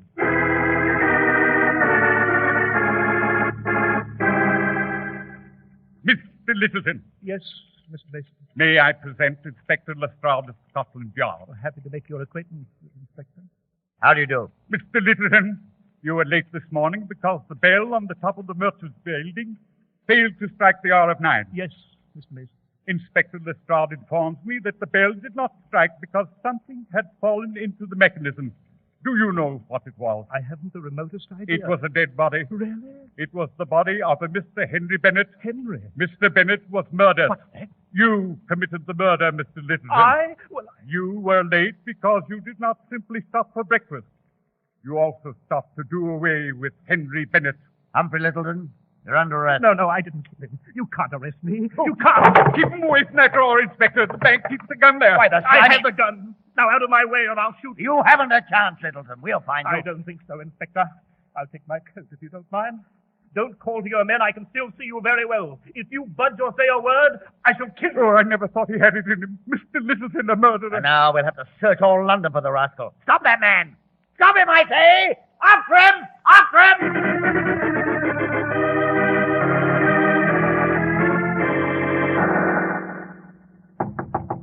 I'll answer it, Holmes. Good morning, Dr. Watson. Oh, good morning, Inspector Lestrade. Mr. Holmes? Well, Lestrade, what information do you wish to impart? Aside from the fact that you found a cadaver in a small, inaccessible area, that you've lost a prisoner, and that you're desperately anxious to discuss the case. Holmes, the inspector's hardly said a word. How do you know what this is all about? He's hardly said a word, my dear Watson, but his appearance is most eloquent. Is it, Mr. Holmes? Indeed. You've dust on the knees of your trousers and the elbows of your coat, indicating clearly that you've been squirming about in an area that's barely accessible. You've found a corpse since a considerable number of woolen threads are on your jacket. They are the distinctive colored threads found on the blanket used by the coroner when placing dead bodies in his wagon. Remarkable. Your complexion is livid and you're breathless. You have therefore been running, surely not in haste to pay us a social call, Rather, I should say, in pursuit of someone. And the manner in which you're nervously fingering your notebook, Inspector, can only signify that you're impatient to discuss the case. Pray discuss it then. Understand, Mr. Holmes. I'm telling you this because you have been somewhat helpful on previous occasions. A masterpiece of understanding. I'm not asking your assistance. It's just if you should come across anything that should be brought to my attention. Now then, our information's fragmentary. Perhaps I may embellish it. We found a corpse lying across the mechanism of the gigantic bell on top of the Merchants Building on Lombard Street. Who was the dead man? A Mr. Henry Bennett. Bennett, yes, I have a card on him. Who is he, Holmes? Oh, a petty thief, tiresome record of criminal trivia, served a few short prison terms, a bit of flotsam on the sea of the London underworld. Bennett's skull was split open. We found the weapon. With a walking stick with a cast-iron top. A walking stick? We couldn't fathom where it came from, but a girl in the crowd recognized it. She's a secretary of the overseas bank across the way. The bank had presented the walking stick to one of its bookkeepers as a memento of 20 years' service. And the bookkeeper's name? Humphrey Littleton. Find anything else? Yes. There was a letter on the body, obviously a blackmail note, addressed to Humphrey Littleton. Oh, how did the note read? It said, Merchants Building, Tuesday morning, bring usual payment, be sure you keep mum. It was scrawled in pencil, wasn't signed, of course. Any eyewitness? 2 of his fellow employees saw Littleton leave the Merchants Building.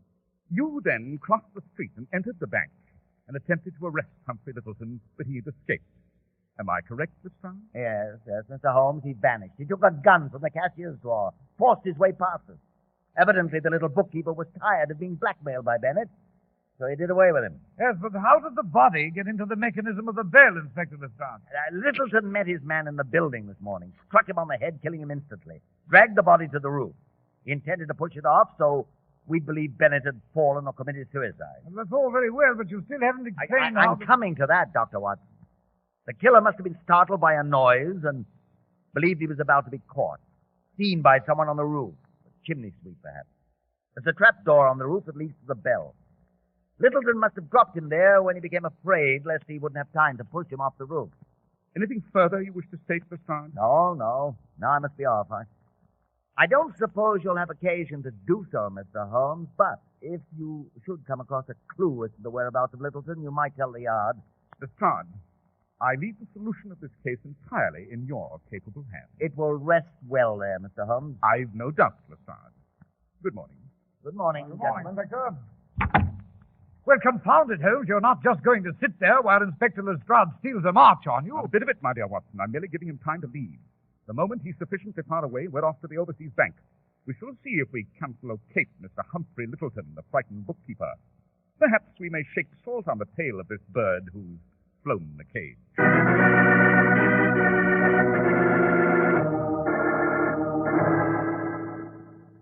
This is the photograph of Mr. Littleton, Mr. Holmes, from our files. Ah, yes, Mr. Mason. And this is the cage where he worked, Mr. Mason? Yes, Dr. Watson. I see. Holmes, what are you doing crawling about on the floor? Mr. Mason, when he made his escape, you say he seized the revolver from the drawer, then his coat hanging on that hook, then left the bank. Exactly. I don't know how on earth he'll ever be found in all of London. Aha! Found something, Holmes? This pink pill. It rolled under the desk. And this microscopic bit of green paper. Note the geometric design of the paper. Both items are most informative. Pill, green paper? That copy of the Evening Star on the desk, Watson, please. Oh, first you find the pill, and then you want to read the newspaper. What are you up to, Holmes? Ah, there we are. This page. Excellent. Come, Watson. Mr. Mason, we shall have the killer in a jiffy. But Holmes is... With no time, Watson, no time. Good morning, Mr. Mason. Yes. Oh, yes. Good morning. Where are we off to, Holmes? Victoria Station, as quickly as the cab will carry us. And why, may I ask? Because, my dear Watson, it's there that we shall find Mr. Humphrey Littleton, if we're not too late. We shall find him with the aid of this pink pill and the geometrically designed speck of green paper.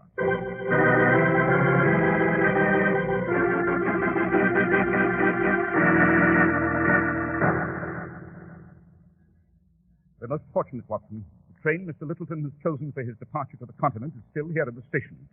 Come along, I've purchased tickets for us. We must board it. Well, but what train? How do you know all this? The answer is the pink pill I discovered in his cage at the bank. I recognized it immediately. Its mate is missing. There's a pink pill and a brown pill. Ingredients, a form of butyl alcohol, hyoscine bromide, and caffeine.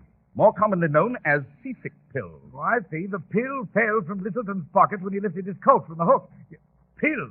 By George, he was preparing for a sea voyage. Positively brilliant, my dear Watson.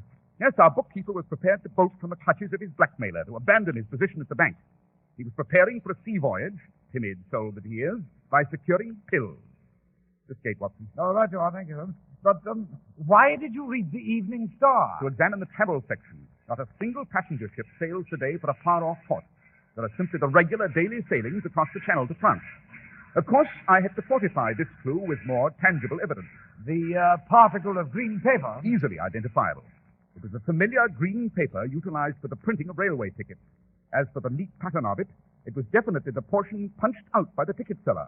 The railways maintain an infallible system of tracing those punch marks, Watson. Each punch has a peculiar design of its own.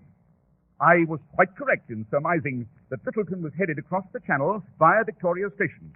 His tickets for the train to Dover, the train we're about to board. Shall we? This compartment? So the agent said.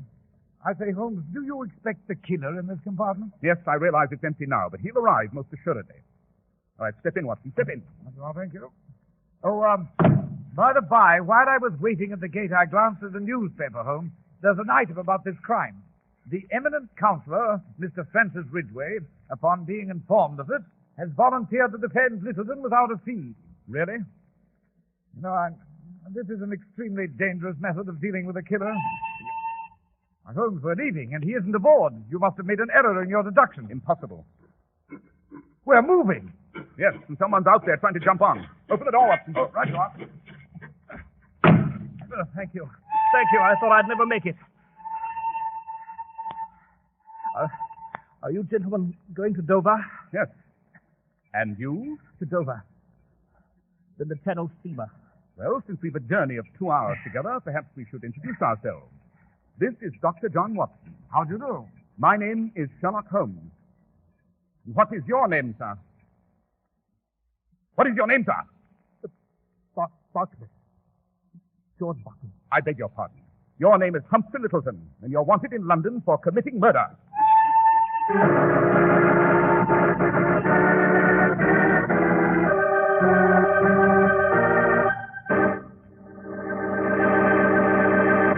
Well, Dr. Watson, Mr. Holmes was brazenly inviting disaster in challenging the armed killer, wasn't he?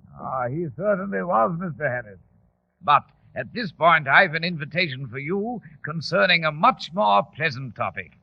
Won't you tell us more about Clippercraft clothes? Well, I accept the invitation gladly, Doctor. One of these days, you're going to walk into the Clippercraft store in your community and walk out wearing a happy smile and a handsome suit by Clippercraft. You'll pay only $40 or $47.50, depending on your choice. But you'll deserve all the admiration your friends will voice, because yours will be an investment in one of America's greatest clothing values. Yes, Clippercraft is just about the finest clothing value America can offer you. You see, more than 1,200 fine stores from coast to coast have concentrated their enormous buying power to really put the brakes on your high cost of living. Why, it's clear as daylight that a project of Clippercraft's scope keeps Clippercraft's great tailoring plants operating at full speed the full year round. You get the savings this money-saving plan makes possible. Yes, Clippercraft suits are phenomenal values at only $40 and $47.50. That's why men who know insist on Clippercraft clothes. So be sure to visit the Clippercraft store in your city. These leading stores in the metropolitan area are proud to add their names to Clippercraft in your suits, top coats, and sport jackets. In Manhattan, John Wanamaker Men's Stores, Broadway at 8th and 67 Liberty Street. Saks 34th, Broadway at 34th. In Brooklyn, Abraham and Strauss. In Newark, New Jersey, Boulevard Men's Shop, Kresge Newark. And in Jamaica, the B&B Clothes Shop, 16408 Jamaica Avenue.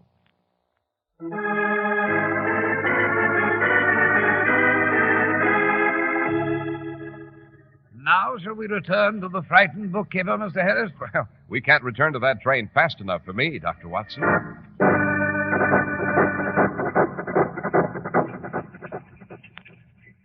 Well, you remember that Holmes and I were in the compartment of the Dover train, face to face with Humphrey Littleton, the murderer. Holmes had just identified him. What makes you think that I'm Littleton? Suppose you answer one question, sir. Will you leave this train and return to London in our custody? Or do you choose to be stubborn? I'll not return to London. I'll take that revolver, Mr. Littleton. You'll not take me back. I repeat, your revolver. No! You're behaving like an idiot. London's most brilliant criminal attorney, Mr. Francis Ridgway, has announced he will defend you gratis. He has never lost a case. You've an excellent chance. No, I won't. I won't. Oh, don't be silly, man. You've no possible avenue of escape. Scotland Yard has surely telegraphed the French surety. I'm waiting, Mr. Littleton. Turn over your revolver. No. Once I surrender to you, I'm finished. I'd rather kill both of you. Once you're out of the way, I can jump off the train. Then what? Dashing from village to village? How long can you hide out on the downs like a stricken animal? You shan't persuade me. My mind is made up. I'll take my chances. Very well. If you insist upon... He's missed. He's gone, Watson. I have it, Holmes. I regret the necessity of using my hunting crop on your hand, Mr. Littleton, but you were rather obstinate. I shall stop the train and we shall return to London. Then I shall have the pleasure of turning you over to Inspector Lestrade as a gift, with the compliments of Mr. Sherlock Holmes.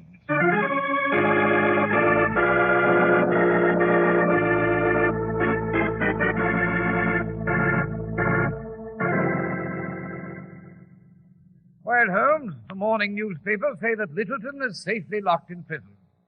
I must say you handled that case with astonishing speed. I've hardly even had time to catch my breath, and it's over. It's not over, Watson. What do you mean it isn't over? I'd say from the moment the murder was committed, events moved with a relentless logic. I'd hardly employ the word logic, my dear Watson. That's what disturbs me. So hurry, finish your breakfast. We're off to the Merchants' Building. But why, Holmes? To visit Mr. Francis Ridgway, counsel for Littleton's defense. Why? To ascertain how he plans to defend the bookkeeper. Well, it should be a simple, speedy trial, shouldn't it? Perhaps.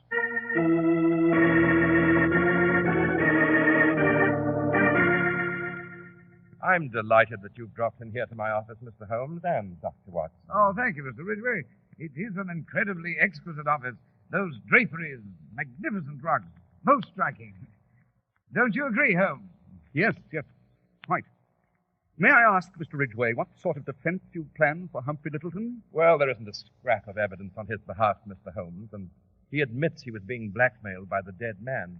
You see, Littleton once needed money desperately for his wife, who was ill. He took some from the bank and juggled his books to cover up. Bennett knew about it, but Littleton denies committing the murder. Says he was never on the roof of the Merchants' Building. Says his walking stick was stolen from his flat. No one will believe him, I'm afraid. I don't suppose you've learned anything that would help me, have you? No, I have not. To make matters worse, he bought that ticket to France. He claims he wanted to chuck his position and run away just to avoid the blackmailer. But the jury will interpret it as a plan for escaping after committing murder. Oh, I shall paint as stirring a picture as I can of the miserable creature. Hounded by a petty thief, he became fed up, that's about all. I shall fight every inch of the way, but confidentially, this may be the first case I've ever lost.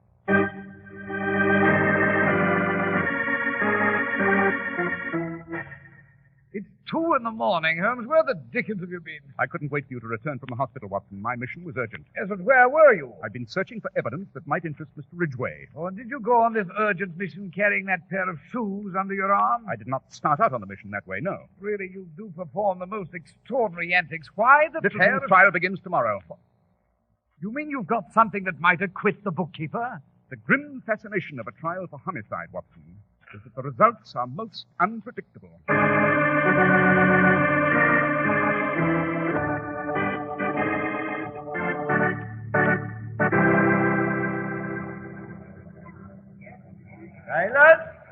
Silence in the court. Here you are, Holmes. 2 seats. There's Littleton in the dock. See him? And Francis Ridgway in the far corner. Quiet, Watson. The clerk of the assize is about to read the indictment of the jury. Gentlemen of the jury, the prisoner at the bar, Humphrey Littleton, is indicted, and the charge against him is murder. Upon this indictment, he has been arraigned. Upon his arraignment, he has pleaded that he is not guilty and has put himself upon his country, which country you are. It is for you to inquire whether he be guilty or not, and to hearken to the evidence. The Crown charges that on the morning of July 19th, Henry Bennett was ruthlessly attacked and died instantaneously when he was struck upon the skull by... Mr. Francis Ridgway! Good heavens. Silence! Sit down, Holmes. What the... Silence in the court. Mr. Holmes, What is the reason for this disturbance? May it please your lordship, gentlemen of the jury. Henry Bennett was not murdered by Humphrey Littleton, the prisoner in the dock, but by Mr. Francis Ridgway, counsel for the defense. Silence! Silence! May it please your lordship, I do not know why Mr. Holmes has chosen to interject this fantastic One assertion moment, Mr. Ridgway. Mr. Holmes, My lord. you have on many a previous occasion made a substantial contribution to the enforcement of law and order. The court will entertain a statement. I protest, your lordship. Go on, Mr. Holmes, tell them. Tell them I didn't do it. I didn't do it. God help me, I didn't do it. Silence! The court will entertain a statement by Mr. Sherlock Holmes. Mr. Ridgway, it originally struck me as curious that a counsel possessing your perfect record should volunteer for a case so obviously doomed to defeat. Could it have been that you wanted to have the case because you wanted to lose it? Idle speculation. I visited your office to develop my theory. Dr. Watson admired your draperies, but I noticed a black spot on your rug. It was tar. Although you may have vigorously cleaned the remainder of your office, you neglected to remove that one speck. Oh, go on, Holmes, go on. Where did the tar come from, Mr. Ridgway? Well, the murder was committed on an extremely hot day. On the roof of the merchant's building, the tar melted. It came off on your shoes. After killing Bennett on the roof, you returned to your office soiling your rug. Preposterous. Conjecture on your part, sir. Last night, I was on the roof of the merchant's building. I made plaster casts of the killer's footprints. I then paid a midnight visit to your deserted office, Mr. Ridgway. I found a pair of your shoes in a closet. The casts, which I'm prepared to submit as evidence, match your footprints perfectly. Inconclusive evidence. Utterly inconclusive. In addition, I took a sample of the tar from that same roof and compared it with a sample from the tar on your rug. I have here a report based on experimentation at home to the effect that both samples match perfectly in chemical content. Proof. I demand proof, sir, that I actually committed the murder. And you shall have it. There is a young gentleman waiting outside at my request. His name is Bob Dexter. What is most important about this young gentleman, however, is not his name. It is his occupation. Mr. Dexter is a chimney sweep. My friend, Inspector Lestrade's thesis was correct. There was a noise that startled the killer. It was a chimney sweep. Mr. Holmes, do you request that the witness be summoned now? In a moment, my lord.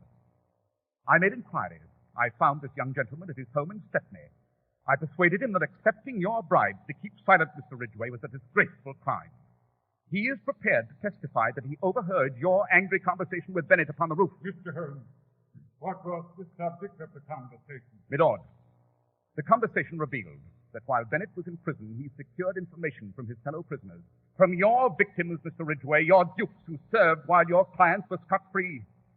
Once released, Bennett patiently gathered canceled checks, notes, photographs, overwhelming evidence about your career. Your brilliant career was founded upon a tissue of lies, bribery, forgery, coercion. You invited Bennett to the building to purchase his collection. But you killed him with Littleton's walking stick, which you'd stolen to be sure the evidence pointed to the helpless bookkeeper. Now, shall we call Mr. Dexter, who saw you do away with Bennett?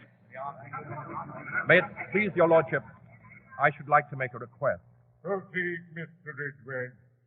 I move that the indictment against Mr. Humphrey Littleton be stricken from the record, and a new indictment be drawn up by the grand jury charging the murder of Henry Bennett and Mr. Francis Ridgway.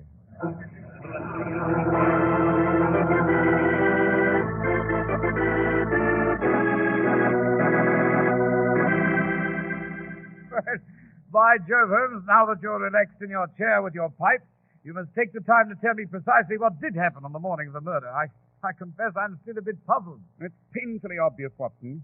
Bennett was blackmailing both the bookkeeper and Mr. Ridgway. Ridgway knew it. Littleton didn't. Ridgway sent a message to the bookkeeper, enticing him to the merchant's building that morning. He'd previously stolen the walking stick. I see. But before the bookkeeper was due to arrive, Ridgway killed Bennett with Littleton's walking stick. Then Littleton came along, innocently announced, expecting merely to make his regular, insignificant payment to Bennett. He saw a crowd, became frightened, and dashed off to work at the bank. Well, I'm still amazed at how you arrived at the proper solution. Confound it, Holmes. How do you do these things? Elementary, my dear Watson. Elementary.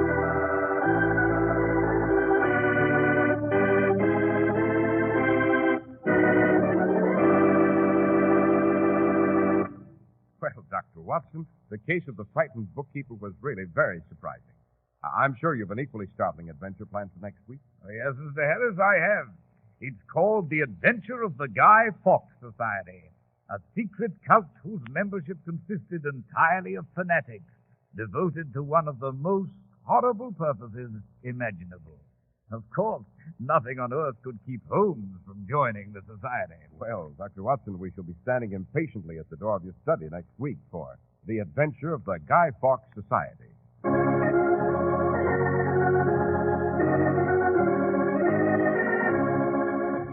The makers of Clipper Craft clothes and more than 1,200 stores from coast to coast have brought you another in the new series of broadcasts featuring the world's most famous detective, Sherlock Holmes.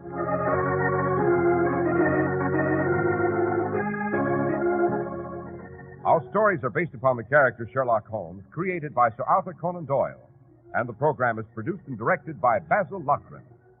Sherlock Holmes is played by John Stanley, Dr. Watson by Ian Martin. This week's story was written by Howard Merrill, with special music by Albert Berman.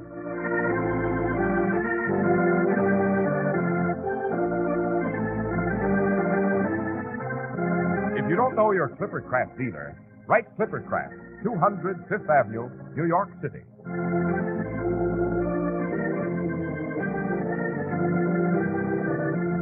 Be sure to listen next week to Sherlock Holmes in The Adventure of the Guy Fawkes Society.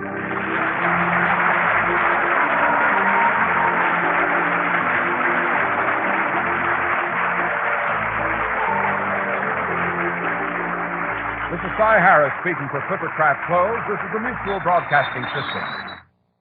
With your dial set at 710, you're all set for Behind the Front Page with Gabriel Heater, which follows in just a moment. Airlines now ready for departure. It's Eastern Airlines for double dependability. Eastern's planes are the world's finest. Its pilots tried and proven through years of service. Fly Eastern, the dependable airline. This is WOR, New York. Welcome back. Well, a kind of interesting turn on the story. When you have a situation where the lawyer for the defense did it, not an entirely unprecedented move, and in some ways the lawyer kind of tipped his hand. He offered to defend the guy for free, but with no apparent reason as to why he was offering the free defense, and no way he could fulfill it. The only other person I suspected from earlier on was the boss. Just because the boss seemed a little bit too eager to believe that one of his longtime employees had committed the crime of murder. But it turned out to be the lawyer, and they definitely made that make sense in this episode.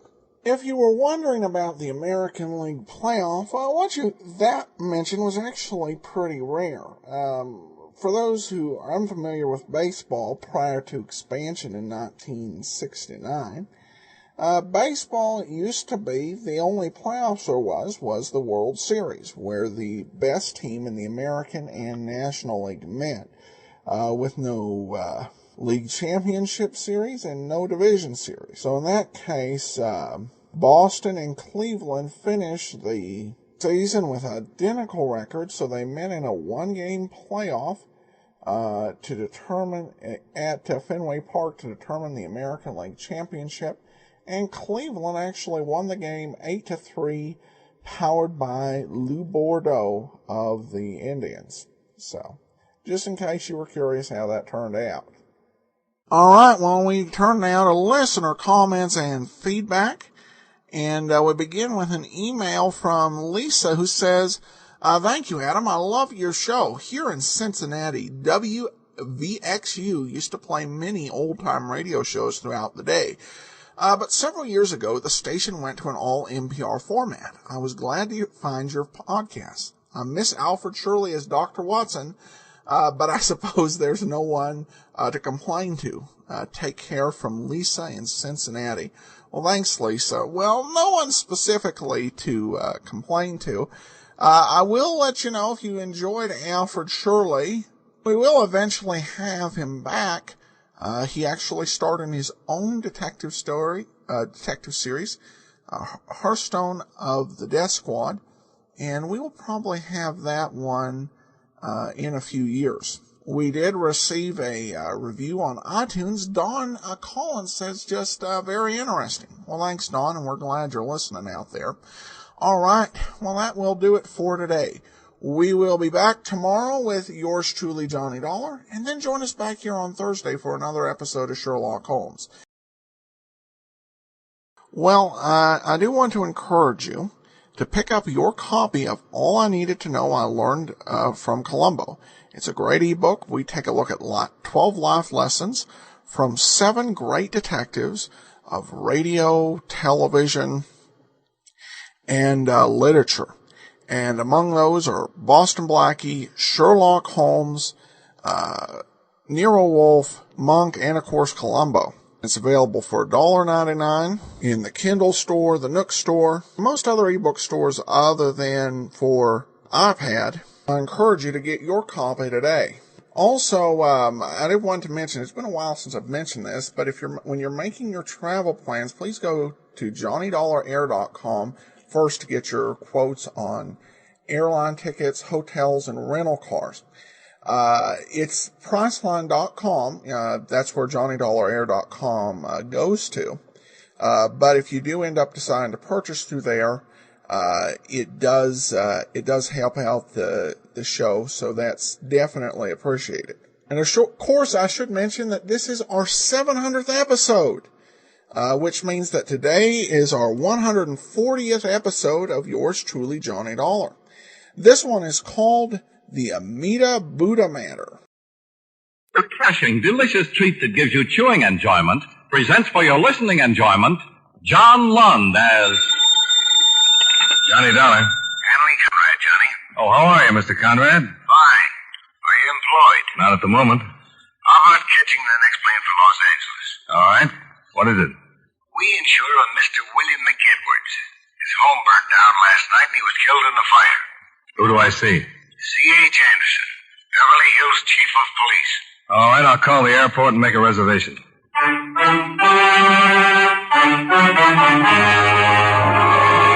The makers of Wrigley's Spearmint Chewing Gum bring you John Lund in another adventure of the man with the action-packed expense account, America's fabulous freelance insurance investigator. Yours truly, Johnny Dollar.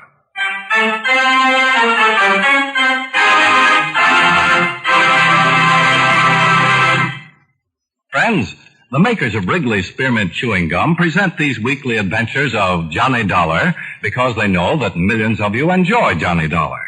That's true of Wrigley's Spearmint Chewing Gum, too. It's enjoyed by millions, day in and day out. People find that chewing on a smooth, delicious piece of Wrigley's Spearmint Gum somehow makes time pass more pleasantly.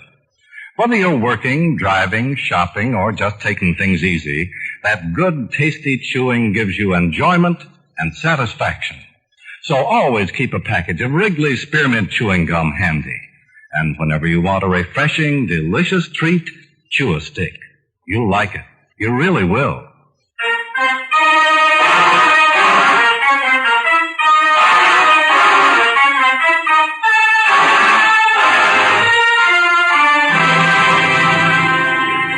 Expense account submitted by Special Investigator Johnny Dollar to Home Office, World Insurance and Indemnity Company, Hartford, Connecticut. The following is an accounting of expenditures during my investigation of the Amida Buddha matter. Expense account item 1, $193.55. Plane fare and incidentals between Hartford and Los Angeles. I arrived at the Los Angeles airport the next morning, rented a car, and drove it to the hotel, where I registered and put in a call to Chief Anderson at the Beverly Hills Police Department. An hour later, we were sitting in his City Hall office. Lieutenant Hankins got the call at 7 minutes after 6 in the evening, placed by a neighbor. House was almost completely gutted by the time the fire department got it under control. Hankins found McEdwards' body in the bedroom. He'd been alone in the house? Yeah. His wife returned about an hour later, found her husband dead. Swell homecoming. How'd the fire start? We're not sure. Started in the bedroom. One thing's pretty certain. It wasn't an accident. What do you mean? The first cursory examination by the coroner's deputy indicated the victim had burned to death. This morning we got another report. Further examination at the morgue showed McEdwards had been stabbed. What? Mm-hmm. Also hit over the head. Severe skull fracture. So you think McEdwards was killed first and the fire started to cover the crime? Yeah. That's how I came into it. Ordinarily, Lieutenant Hankins would handle the whole thing. This murder angle is confidential, Dollar, until the coroner files an official report. Sure. Any suspects? No, not yet. Well, thank you, Chief Anderson. I think I'll go out and talk to the widow.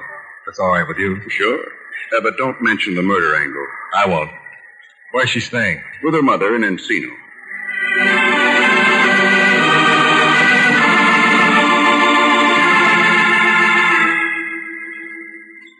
Yes? My name is Dollar, Johnny Dollar. I'd like to speak to your daughter, if I may. What's it about? The death of her husband. I'm a special investigator for the insurance company. Well, Mr. Dollar, my daughter's not feeling very well. I know it's difficult, Mrs. Rizzanelli, but if it's at all possible, I'd like to see her. Get it over with. Get it out of the way. Oh, who is it, Mom? Oh, she's up. She was resting. Well, who is it? This is Mr. Dollar, honey. He's, Is it about Bill? Yes, it is. He's a special investigator, an insurance investigator. Well, come in. Thanks. I was lying down, Mr. Dollar. I'll be in the kitchen. Nice meeting you, Mr. Dollar. Nice meeting you, Mrs. Rizzanelli. Well, won't you sit down? Thank you. You're with the insurance company? Yes, World Insurance and Indemnity. How can I help? Just answer some questions. I'm sure you've had your fill of answering questions by now. All right. Turned about an hour after the fire. Is that correct? That's right. Where had you been? I'd driven to Pasadena. Bill, he had to work, so he couldn't go with me. A few days ago, Mr. McEdwards, that's Bill's father, returned from a location trip to Korea and gave us an antique, an old Chinese Buddha. We wanted to find out about it, so I took it to a friend of ours in Pasadena who collects Oriental art. A Buddha? Yes. Bill's dad found it in Korea and gave it to us as a sort of belated wedding gift. We'd only been married for 6 months. When did you leave for Pasadena? Oh, around 4 in the afternoon. I would have left sooner, but I had to clean house and fix Bill's lunch. I'm sorry, Mr. Dollar, but it's still a little hard to talk about it. Just a few more questions. I'm all right. Did anything unusual happen? Unusual? Well, anything your husband might have said before you left. Anything out of the ordinary that happened? I don't understand. Why do you think something unusual might have happened? Is there something I don't know about this, Mr. Dollar? No, it's nothing like that. I'm just checking everything. There was a fire. My husband lost his life. Are you considering that it might not have been an accident? I'm not considering anything. I'm just checking. This Buddha, where is it now? Charlie Wilkins, our friend in Pasadena, has it. He wasn't sure, but he thought that it might be very rare, and he asked me to leave it for a few days. Charles Wilkins. Yes. And your husband's father brought the Buddha back from Korea? Yes. Is Mr. McEdwards Sr. in the service? No, he's a production man for International Pictures. He was making a documentary film in Korea. I'd like to talk to him. I think he's at the studio now. He lives on Beverly Glen. Well, I'll try to reach him at the studio. Thank you very much for your time and patience. Certainly. Goodbye, Mr. Dollar.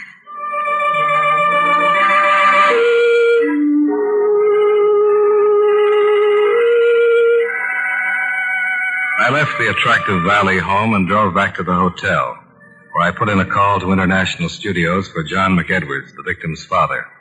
His secretary told me he was at home, but that she'd deliver my message and have him call me. In about 5 minutes, McEdwards called, and I made an appointment to see him. I drove out Sunset toward Westwood Village and turned north on Beverly Glen. John McEdwards lived in a small house in the middle of a lot of acreage. The reason for the acreage met me at the high gate. 4 giant Great Danes faced me behind the steel fence. Their owner, a tall, wiry, middle-aged man, bounded down the steps of the house and ordered his animals to be silent. Easy. Come on. You, Mr. Dollar? Yeah. Be with you in a minute. Come on. Get over there. Come on, boy. Come on. My name, Mr. Dollar. Wouldn't it be just as well if we talked out here? They won't hurt you. Come on in. Now, easy. Well, Easy. nice doggy. They're all right. Just as friendly as they can be. Well, by gosh, they are. I'm McEdwards. Glad to know you, Mr. McEdwards. Oh, easy, boy. I'm just shaking his hand. Come on into the house. Fine. Sure hate to run into that pack if you weren't around. They wouldn't do anything unless maybe you tried to break in the house or something. There's an article in the paper not too long ago about some guy trying to break in the house. The owner's Great Dane spotted him going in the window and broke his neck. Broke his neck? Yeah. No, Samson, you stay out. Samson? Yeah. Samson, Delilah, Cleopatra. I call her Patty. And the Duchess. Sit down. Thanks. The Duchess is the mother. She threw 12 her first litter. I kept 3. Well, you didn't come here to talk about dogs. Can I get your beer? No, thanks. You want to talk about Bill? Yes. Wonderful boy. Terrible thing. I'm just trying to keep busy and not think about it. It's pretty tough. You raise a boy and see him through all these years. Yes, sir. What do you want to talk about? How long were you in Korea, Mr. McEdwards? About 3 months. I understand you brought back an old Buddha. Yeah. Why? I saw your daughter-in-law, she told me. How's she taking it? Pretty well, I'd say. Yeah, what a wonderful girl. I never thought Bill would get married, but he sure picked the right one when he did. Tough, isn't it? Only been married 6 months. Tough on Pat. Tell me something about this Buddha. Well, it was funny how I found it. I was helping build a dam. We had to block up a small stream and get the water to rise for a shot we needed. I was digging up some rocks a few yards away from the road, and I uncovered the old Buddha. It was in a box. Nice, neat hole. Your daughter-in-law said she took it to Charles Wilkins, but he thought it was very rare. Yeah. Why are you so interested in the Buddha, Mr. Dollar? Oh, just a casual interest. My company sent me out to investigate the fire, and when your daughter-in-law mentioned the Buddha, I got interested. Your company insured my son's life. That's right. You didn't know Bill, did you? No. Nice boy. Easy going. Never thought about insurance and things like that until he met Pat. Then he settled down. Best thing that ever happened to him. I'm sure you won't have a beer, Mr. Dollar. Oh, no, really. Thanks just the same. Those darn dogs. There must be someone at the gate.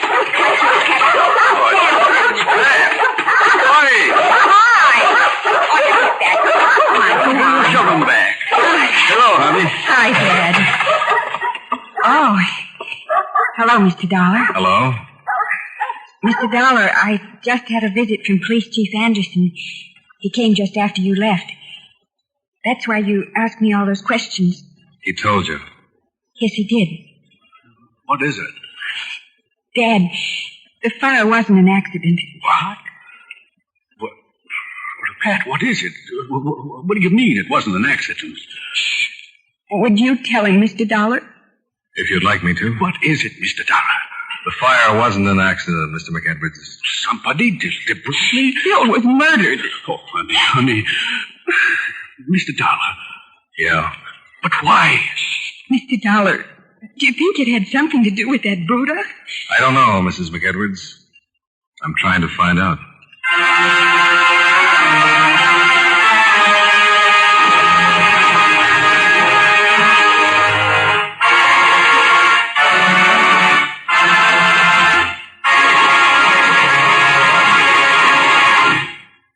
Friends, Wrigley's Spearmint Chewing Gum is a refreshing, delicious treat you can enjoy just about any time.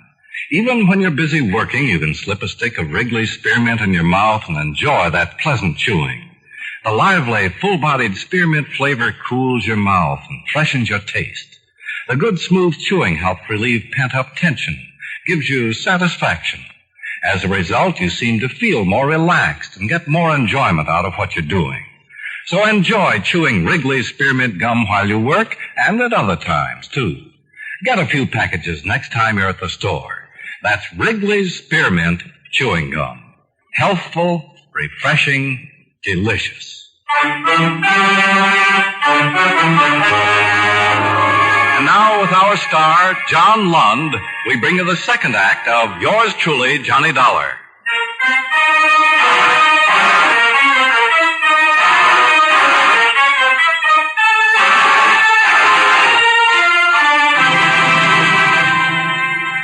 John McEdwards walked me down to the gate and through the Great Danes. Then I drove to Pasadena and met Mr. Charles Wilkins, authority on Oriental art. I can't say absolutely. I'm still doing research, but I believe the Buddha to be the original Amida image Buddha. What does that mean? Well, in Buddhism, there's more than one Buddha. Each may have an earthly life, but there is never more than one in the world at any time.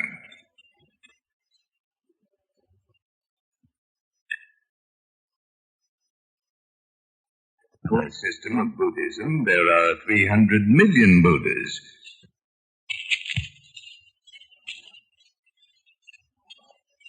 And Buddhas come into being at irregular intervals and only when there is a special need for their presence.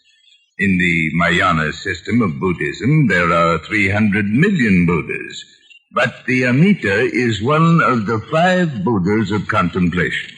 And the Buddha Mr. McEdwards found is the original Amida? I'm almost positive that it is. I believe its origin dates back to sometime around 200 B.C. What would you say it's worth? Well, that would depend. To a responsible collector, really no way of telling. Well, let's say you were a wealthy, responsible collector, Mr. Wilkins. Let's just say responsible. How much would you pay for the original Amida Buddha? Well, if I could buy it for, say, 150, maybe 200,000. $200,000? I would be getting a bargain. I would go as high as $500,000 if I had the money. Well, Mr. Wilkins, thank you.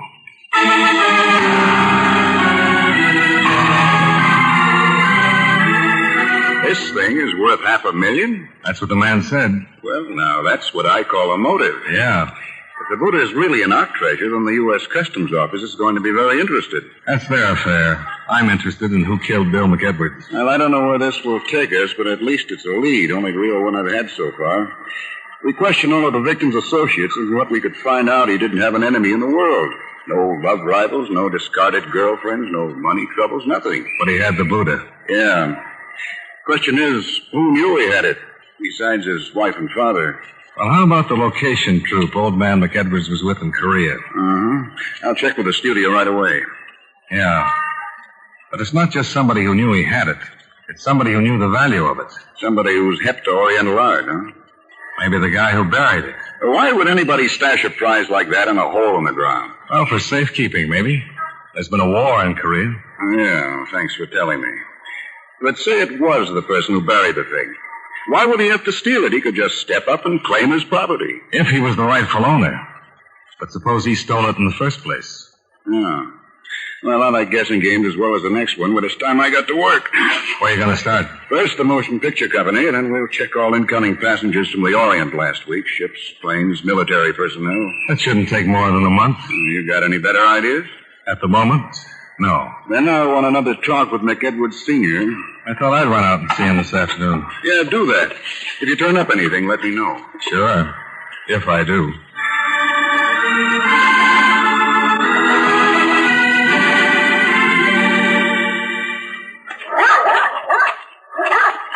Come in, Mr. Dollar. I was just finishing some dinner. Oh, I'm sorry. No, don't be silly. Come on in and have a cup of coffee with me. If you haven't had your dinner, I'll be glad to throw on a couple of chops. No, thanks. I don't get hungry early. Have a seat. Thanks. She wants a coffee, doesn't she? Yeah, that'll be fine. I'm not much of a bachelor. Wife died 3 years ago, and I still haven't got used to doing things like cooking, keeping house. Usually eat out. You take cream or sugar? Black is fine. Pat was in a pretty bad way after you left, but she finally came around all right. That's tough. Yeah, it is. I wanted to talk some more about... Well, darn. Excuse me. Hello? Oh, yes, hello, dear. Yes, she worked. She hasn't. Well, she left here about, I'd say about 5:30, maybe 5:45. Well, she might have stopped off someplace. No, don't worry about it. No, she was just fine when she left. Oh, sure. I'm all right, dear. Sure. I will. Bye. Honey. That was Pat's mother. She isn't home yet. When did she leave here? About 2 hours ago. Well, we're all on edge. Oh, I don't think there's anything to worry about. No. She's taking it pretty well. When she left, she was fine.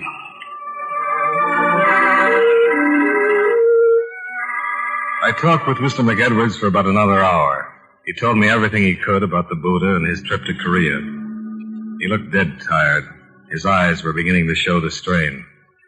I decided to say goodnight and forget the rest of the interrogation until the next morning when the phone rang again. Hello? Eh? What? I'm sorry, I didn't... Yes, that's right. Yes. But wait. Hello.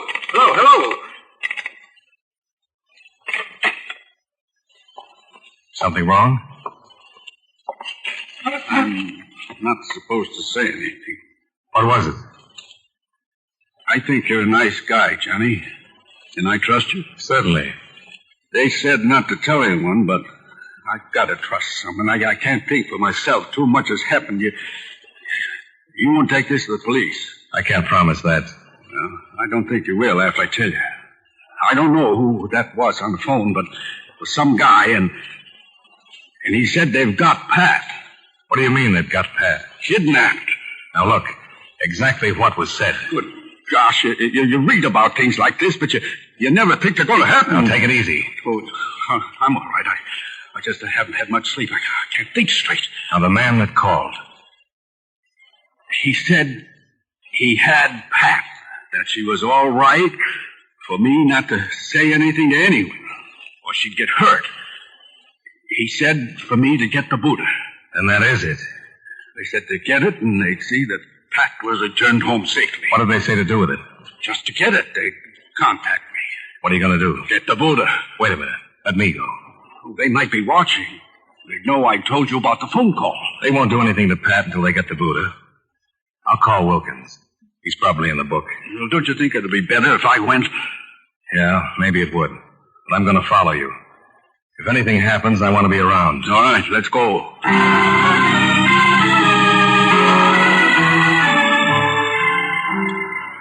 Wilkins turned over the Buddha while I waited outside his house, watching for anyone who might have followed. The drive back to McEdwards' home was uneventful.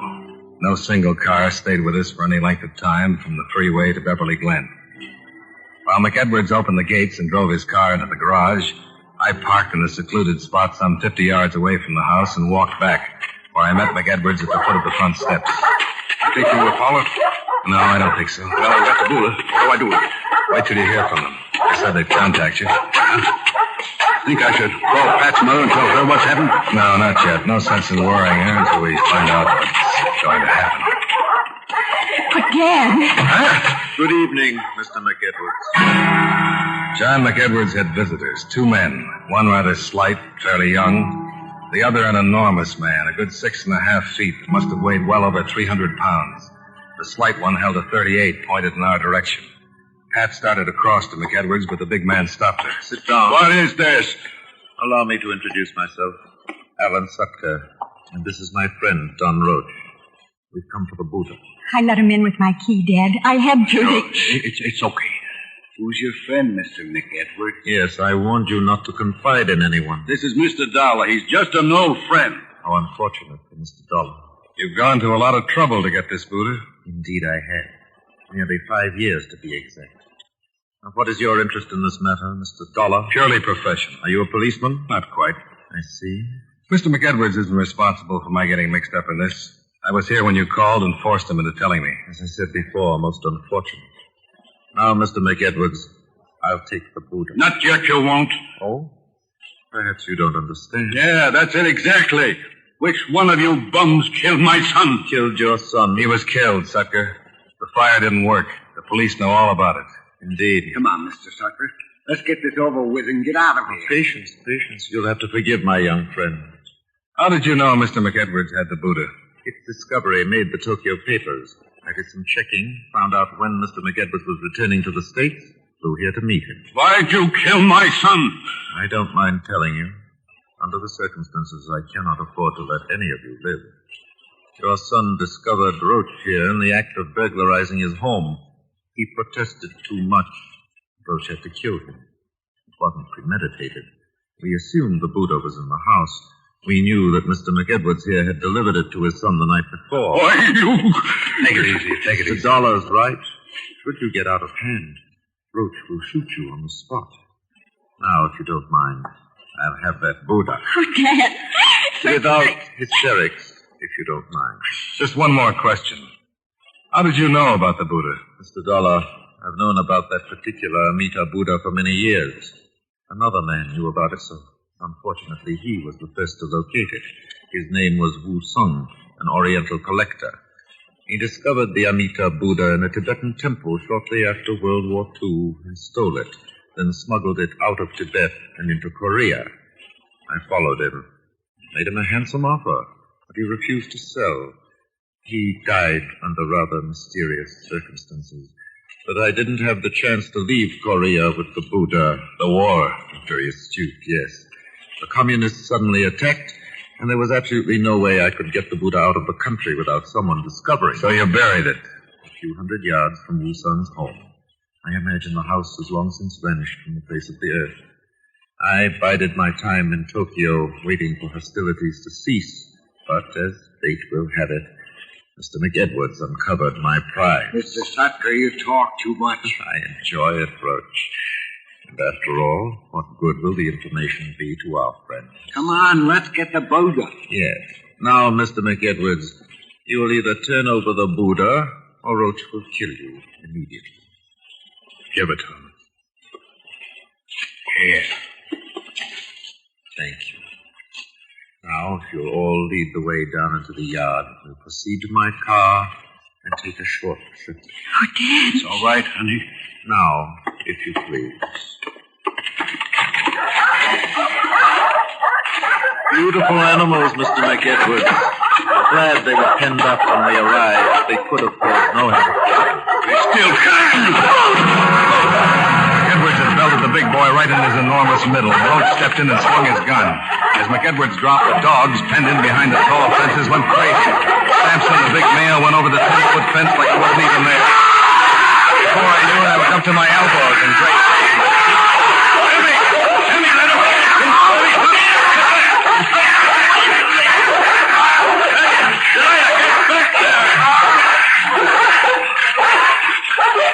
Are you all right? Yes, I'm all right. Mr. Dollar? Yeah. Why didn't they go after me? They knew you were helping. My face, get a doctor, get a This doctor. one's pretty bad. How's the big one? Ah. You were right about Danes. What do you mean?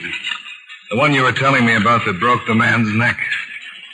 The fat man ran into the same sort of situation. He's dead? He sure is. Well, that's the way it should be. Sampson was my son's dog.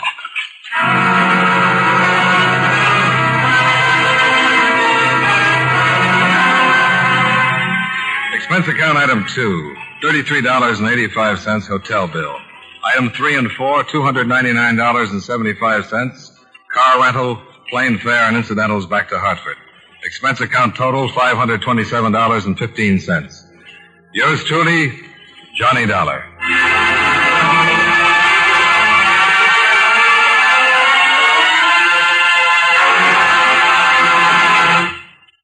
Remember, friends, Wrigley's Spearmint Chewing Gum is a refreshing, delicious treat you can enjoy just about any time. Chew a few sticks of Wrigley's Spearmint during the day and see how the good chewing helps you keep feeling fresh and alert. The lively, full-bodied flavor of Wrigley's Spearmint cools your mouth, freshens your taste, and sweetens your breath. The chewing itself gives you a nice little boost, helps you keep going at your best. Millions of people get real chewing enjoyment out of Wrigley's Spearmint Gum every day, and we know that you'll enjoy it, too. Get a few packages and always keep some handy. That's Wrigley's Spearmint Chewing Gum. Healthful, refreshing, delicious.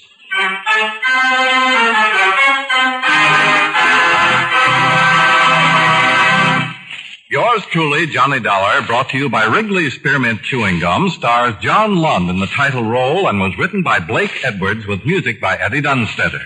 Featured in tonight's cast were James Nusser, John Stevenson, Jeanette Nolan, Sammy Hill, Bill James, Herb Butterfield, Robert Griffin, and Edgar Barrier. Yours truly, Johnny Dollar, is produced and directed by Jaime Del Valle.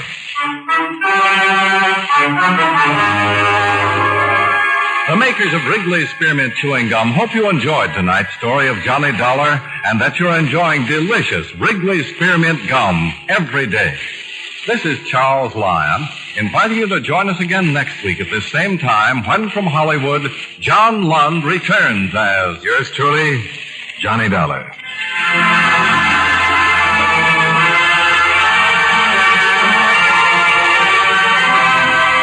This is the CBS Radio Network.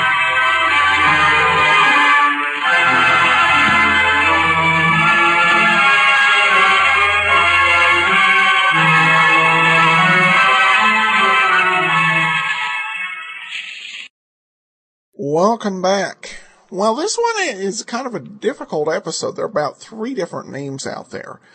Those, for this particular episode, those who, didn't even try, called it the Anita Buddha matter, A-N-I-T-A. However, even if you do care, it's kind of hard, because there's Amida, which this is, and then there's also a concept, type of, in Buddhism, of a mitra. I went with Amida because that's on the file, and that seemed to make sense based on what I looked up briefly in terms of what the story was talking about. So I think I got that right. Well, of course, as I mentioned, this is the 700th episode. That means we have a special show coming up tomorrow. And indeed we do. The episode is Captain Carey USA. And it features a very rare radio performance by Mr. Charlton Heston. So join us for Captain Carey USA tomorrow. We turn now to some additional listener comments and feedback. From Podcast Alley, Rosh says, love listening to your program, especially Johnny Dollar, but I like the other programs as well, Rogues Gallery and Candy Matson. And Brad says, thank you so much for providing this great programming. It really makes my workday go by blissfully. Well, I'm glad you're enjoying it, Brad. And that will actually do it for today. We'll be back tomorrow with our 700th episode special, Captain Carey USA. And that will actually wrap up our second quarter. So I hope you will enjoy that. And then Monday, it's Barrie Craig, Confidential Investigator. And Friday, join us back here for yours truly, Johnny Dollar. I'm pleased to bring you a very special treat with tonight's performance. In the history of Hollywood, there have been some actors with just fantastic voices. I mean, these were people who, if you gave them a can of soup and had them read the ingredients label, well, you'd have some entertainment. One such great performer was Charlton Heston, known for iconic roles such as Ten Commandments, Ben-Hur, Planet of the Apes, The Omega Man, Soylent Green and Treasure Island. He had a fascinating career that spanned from the 1940s to the early parts of the 21st century, leaving behind a rare legacy of great performances in motion pictures and television. His roles on radio was not so much. He made his first television appearance in 1949 on one of the very first episodes of Studio One, CBS's great anthology. His first dramatic radio appearance would not come until November 3rd of 1952, when he made the first of 5 appearances on the Lux Radio Theater. First 2 appearances, the first in November of 1952, in Viva Zapata, and this one from February 2nd, 1953, gave the 29-year-old Charlton Heston a tough assignment. Fill the role of 2 true Hollywood heavyweights, Marlon Brando and Alan Ladd, recreating roles from their films. He would make 3 subsequent appearances on the Lux Radio Theater in 1953 and 54, reenacting his own roles in the film.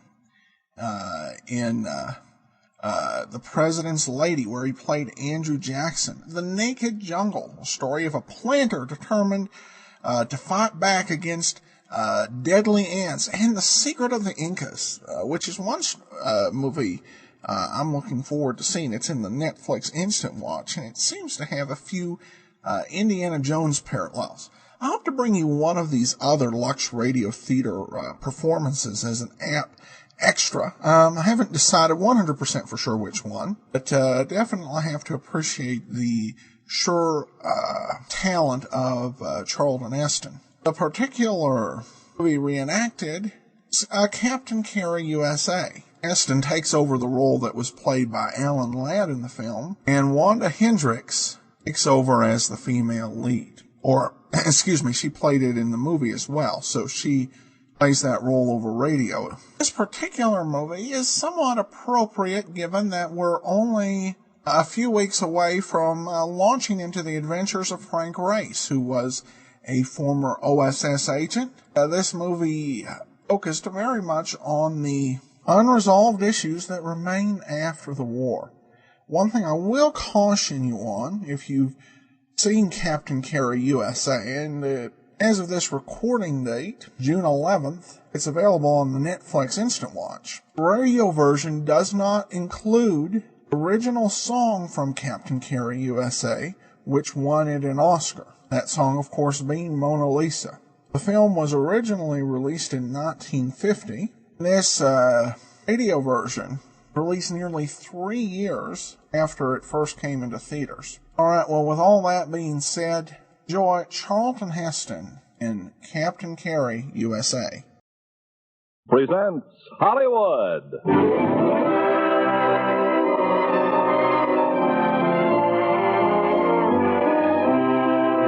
Lever Brothers Company, the makers of Lux Toilet Soap, bring you the Lux Radio Theater. Ladies and gentlemen, your producer, Mr. Irving Cummings.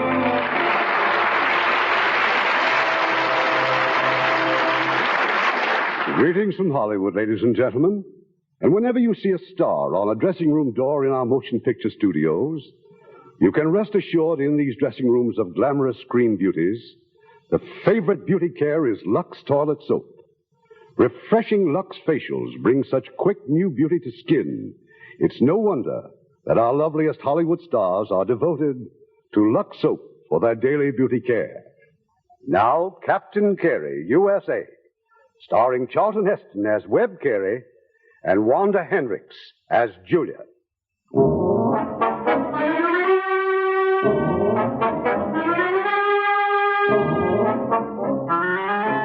In northern Italy, there's an ancient landmark, a palace built on an island, surrounded by a beautiful lake.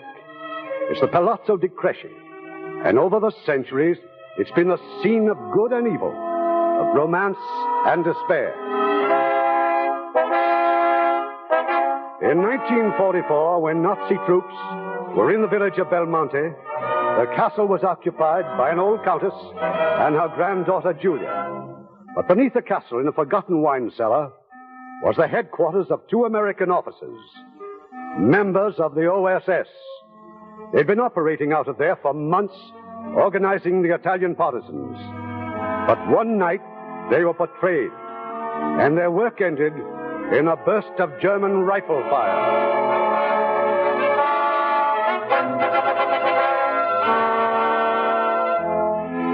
It's a long way from the palazzo to a shop window in New York.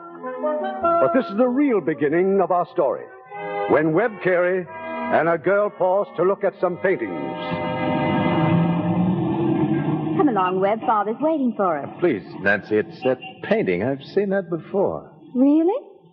I had a long talk last night with Father. I told him that I was in love with you and you weren't.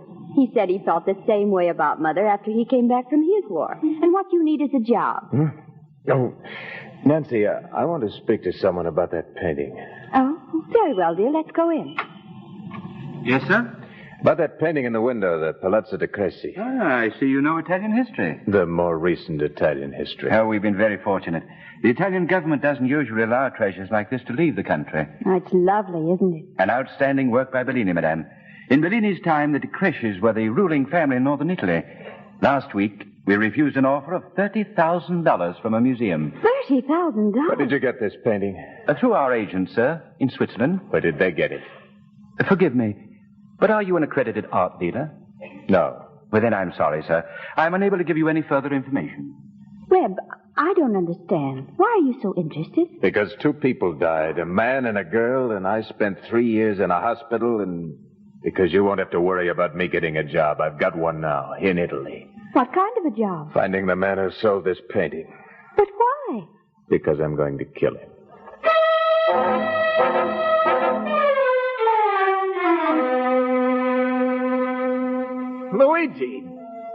Luigi, don't you remember me? I remember, Signor L'Americano. You have come back. You don't seem overjoyed to see me. You were once. Many things in our village have changed since the war, Signor. You have just arrived? Yes, the bus from Milano. It was the same back there in the plaza. Somebody recognized me and all the people disappeared. I mind my business. I'm glad I found you here at the lake. I want you to row me over to the island, to the palazzo. Get in the boat. No questions? You're not even surprised to see me? It does not matter, Signor. Get in the boat.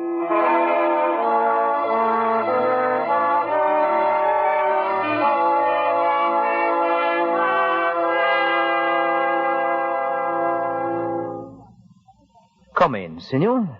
Giovanni said you wanted to see the head of the house. To talk about a painting? I'm sorry, the palazzo is not open to tourists. I'm not a tourist. My name's Webster Carey. I am Carlo de Cresci. You don't look like her. Like her? Your sister, Julia. In here, please. My grandmother will see you. This is the man who asked about the painting? Signor Carey, Nonna. Good afternoon. A painting by Bellini, Contessa. This is a photograph of it. Oh, remarkable. It is our island. This island. But as it was many years ago. You're familiar with the painting, Contessa? You've seen it before? No, Mr. Carey. Why should I have? Because it's one of a half-dozen paintings that Major Williams and I discovered. And your granddaughter, Contessa. Julia? We came across them one night while we were trying to find a place to hide our equipment. Oh, so you are one of the Americans who hid here. It was quite a shock to learn that our home was being used as your headquarters. When did you find out we were hiding in your cellars, Contessa? After the Germans came, of course. But what has all this to do with the painting, please? No one knew about the existence of that hiding place except the 3 of us. Julia, the Major, and me. And the man who betrayed us to the Nazis. Julia's dead, so's the Major. And all I've got to go on is that the man who smuggled the painting out of the country is the man who betrayed us. I'm going to find him. Why? Why? Because Julia would be alive. Julia is alive, Mr. Carey. Alive? Through those doors. You find her out on the terrace. Julia! I can't believe it. I can't believe it. Webb. What's the matter? Aren't you glad to see me? Webb, this is my husband, Baron de Greffy.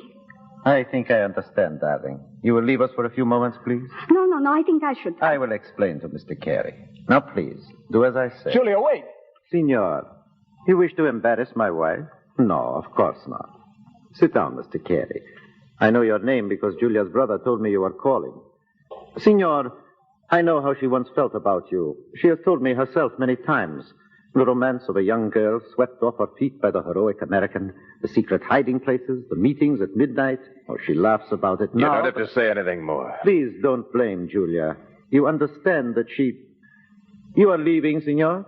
About the painting, Mr. Carey. Well? You say it is valuable. What are we to do? When you lose something you thought was valuable? I don't know, Contessa. Bleed a little and forget, I suppose. Mr. Carey, please. I am afraid I have offended you. Hey, Capitan! Un momento! Leonati! Oh, it is you. Lazarus risen from the dead. Oh, am I the first to greet you in the name of the partisans? Oh, you look good, baby. Come, we walk out together. I'm leaving, too. Professional call or what? Yeah, one of the servants. Fascinating case. Croup. Now, tell me, how can you possibly be alive? They killed you down there. No, not quite. They decided I was worth keeping alive. They thought I'd talk. Maybe I would have. But then our paratroops captured their hospital train. And you? Oh, I arranged it more easily. I was in Milano when the raid came. I just stayed there. Now, what are you doing now, huh? You're married? What brings you back here? I'm a civil engineer with no job, and I'm not married, and I don't know exactly what did bring me back. Was it to find the traitor? That was the general idea. Hey, Captain, as a doctor, let me tell you this, huh? Vengeance cures nothing. Nothing. Now, how do you get back to the village? Luigi's waiting for me. He rode me over. I must stay on the island for a while. I have other calls to make. I'll see you later. Oh, most certainly, my friend. Hey, listen to me, huh? Some American girl will mend your heart. You will become married and have 20 children. Tonight, maybe I'll stop by the hotel. We drink some wine, huh? Yeah, sure.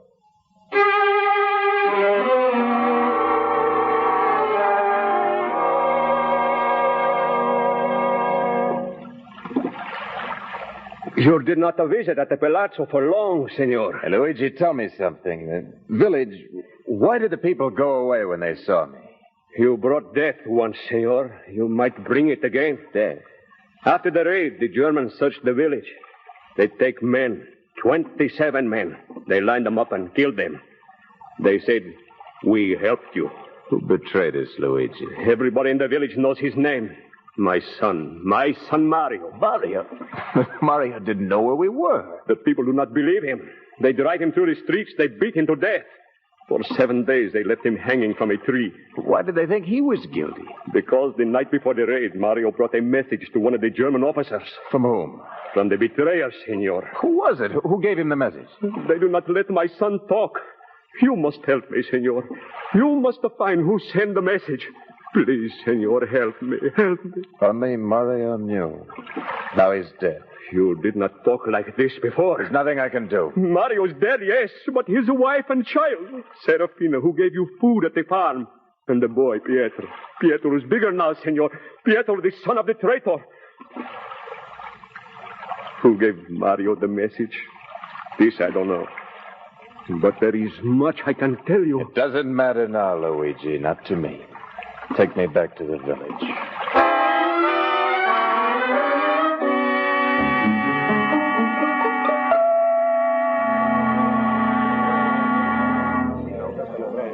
The room is ready, Senor. Anytime you wish to go upstairs. Thanks, Sandro. Mr. Carey.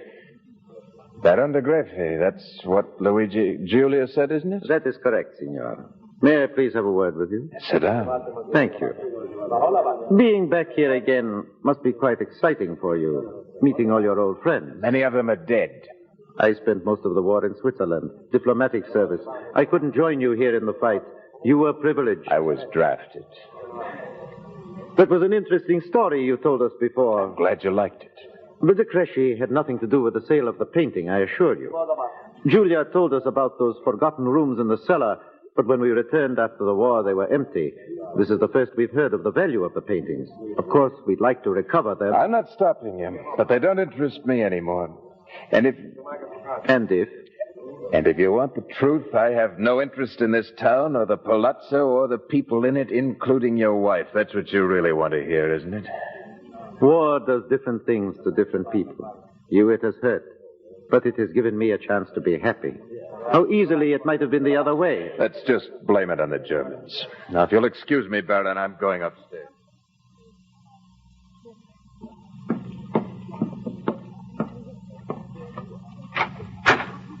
Webb. I just left your husband. I don't think he'd approve. It doesn't matter. I wanted to leave without seeing you again. Leave? There's a bus back to Milano tonight. Don't tell me you want me to stay. No, I want you to leave. But as a friend. That's why I came here. And there are so many questions. Questions? Yeah, there's one I'd like to ask, one I can't answer. Are you happy? I'm trying. That's a good answer. I'll do the same, I promise. I'll try as hard as I can. Oh, Webb, why did you come back? Because I thought you were dead, because the one who betrayed us might be alive. Or maybe it was seeing the painting of the island. It made me lonesome. Or maybe I like Sandro's spaghetti. You take your pick, Baroness. Can't we even talk, Webb? What do you want from me, a wedding present? All I want is that you try to understand. Is that asking too much? The night of the raid, the last thing I remember was you on the floor. When I woke up, I was in a concentration camp with my grandmother. We were there for months, and I kept asking for you day and night, and she told me you were dead. I wouldn't believe her.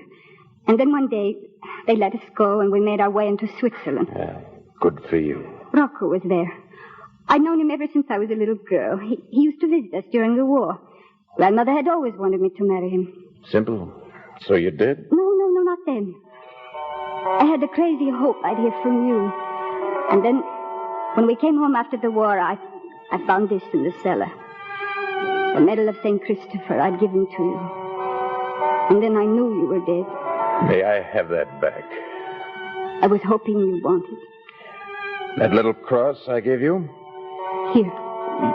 You're still wearing it? Yes. If anyone asks me where I got this medal, I'll say from a friend. A friend who died in the war. You can say the same, okay? Okay. Peace. It's wonderful. Goodbye, Webb. Goodbye.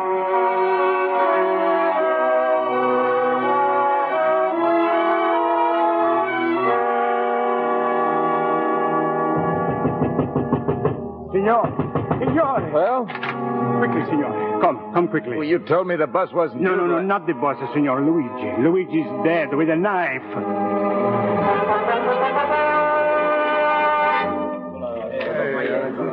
And you, Dr. Lunati, what can you tell us about this? You are the police commissioner. I'll tell you all I know. They called me to the hotel. When I called you? Who called you? I did, signore. I did. That's right. I told Sandro to get Dr. Lunati as quickly as he could. Continue, Doctor. The poor fellow was dead when I got there. Apparently, he started up the stairs. Someone was waiting for him on the landing. I have the weapon here. OSS knife. So, from the war. That's right. We all had these knives, Commissioner. I used mine to prune the trees until I lost it. Well, nothing more I can do? Not for now, Doctor. Thank you. Sandro. Si. You saw Luigi come into your hotel. Well, I'm at the desk. He comes to me. He asks for the Americano. Who else saw him? Who else? Giovanni, Lucia. Who knows? Giovanni? From the palazzo, signor. A servant. They come every day to the village for the mail. I'm checking my accounts, but I can't see everybody. Maybe the Barone was there also. Signore Barone? I don't know for sure. Who else, Sandro? Well, the Baroness, she came in through the courtyard. She also wanted to talk to Signor Carey. She left before it happened. Signore, why did Luigi come to see you? Well, do you know? No, I don't know. Then until we find out, I must ask you to remain here in the village. Don't worry, Commissioner. Nothing could drive me away now.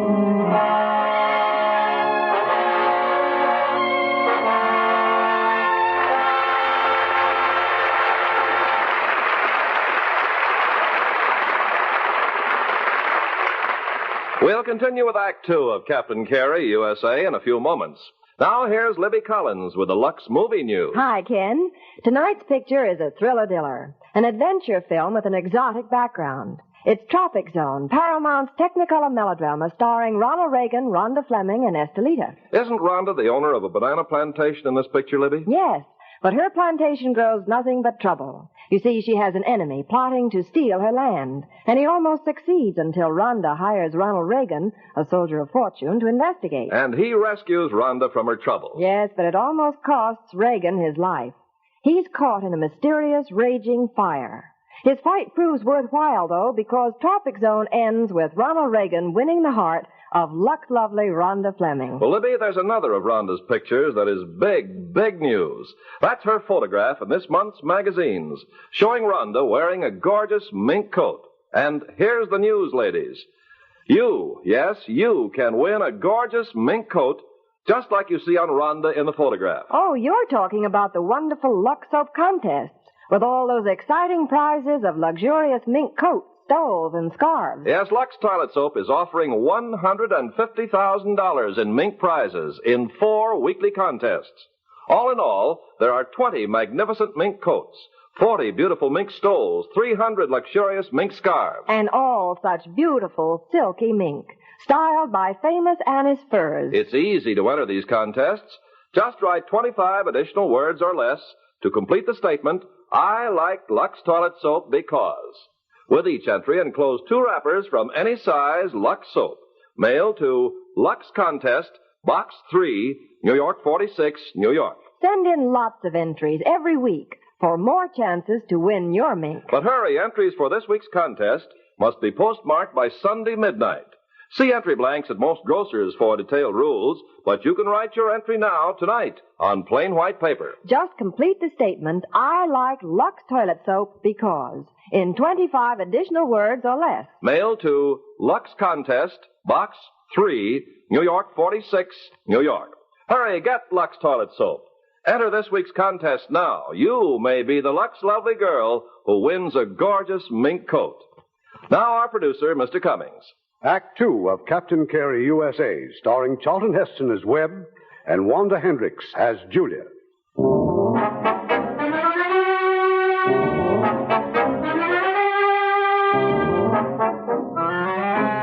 It's a few moments later.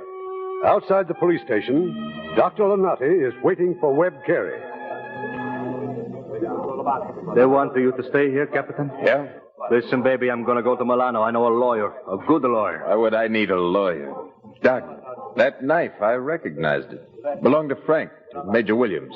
So? Whoever found the painting also found the knife. The betrayer and Luigi's killer are the same. All right, suppose you're right. How you find it? Luigi suspected somebody. Luigi's dead. His son's wife is. What, Serafina? She must know something. Oh, baby, don't be foolish. If she knew, she would have shouted from the rooftops long ago. Now, take my advice. Leave the past alone. This afternoon, Luigi said there were 27 dead men demanding justice. When they killed his son, that made 28. Now it's 29. Be careful, sweetheart, lest it become 30, huh?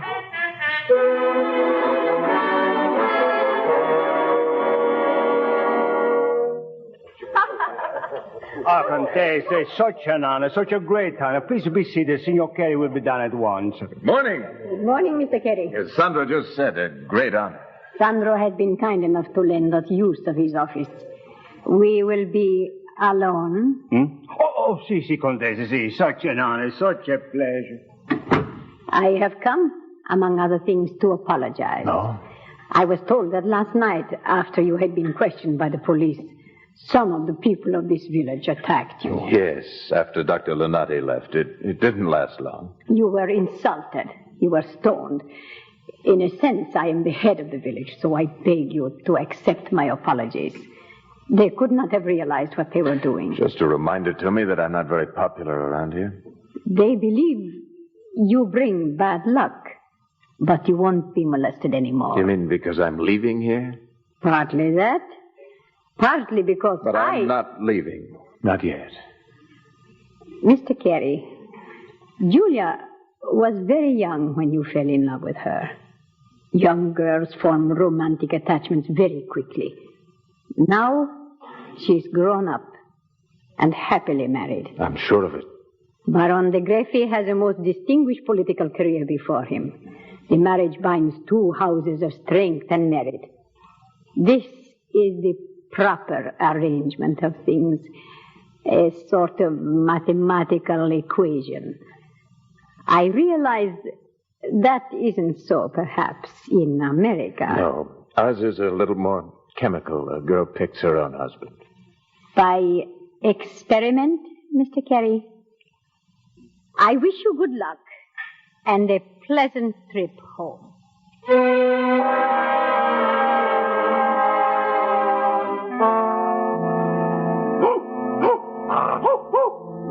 Pull up your dog, Serafina. Pull him off. Touch that dog and I shoot. I warn you for the last time. Get out. Don't you recognize me? The captain, the American. I know who you are. Then tell your dog to lay off and put down your rifle. Nito. Vieni qui. Vieni. First Mario. Now Luigi. Murder is all of them. Sure. Come to sunny Italy and have the time of your life. What do you want? It's a long walk to the farm here. I don't want to leave till I've talked to you. I have nothing to talk. I'm your friend, Serafino. I was Mario's friend, and I don't believe he was guilty. Please, trust... I trust no one. Go, or I turn the dog loose again. Okay. When Pietro asks why he grew up a trader's son, you tell him you wouldn't talk to an American. Oh, per favore, Capitano, please. I am sorry. It's all right. I understand. Come, we talk on the porch. For years, they treat us like criminals, Pietro and me. When I send him to school, he comes home covered with blood. The other children hit him with stones. Now Luigi is dead. No friends left. I'm still here, Serafina. What can you do? Luigi was killed because he came to the hotel to tell me something. Do you know what it was? I do not know. Did he ever say anything about a painting? Painting? Now think hard. It's very important. No. They say Mario delivered a message to a fascist officer. They lie. Mario hated the fascisti. He was not a traitor. I know that. The one who gave him the message was the traitor. Who was Mario with before he left? I do not know. Sandro, Dr. Lonati, one of the partisans? You've got to remember. I do not know. Listen, Serafina, you've had years to think about this. You must suspect someone in the village. No one in the village. In the palazzo? Don't be afraid, Serafina. You don't tell me. I can't help you. There's someone at the gate. Julia. I got to see. Keep that dog quiet. Escinito. Tito. Battero nella sala. How did you know I was here? Dr. Lunati told me. I wanted to hear what Serafina had to tell you. I say nothing. Not to her. You can trust Julia. She believes Mario was innocent. Remember, she was betrayed, too. Fascisti.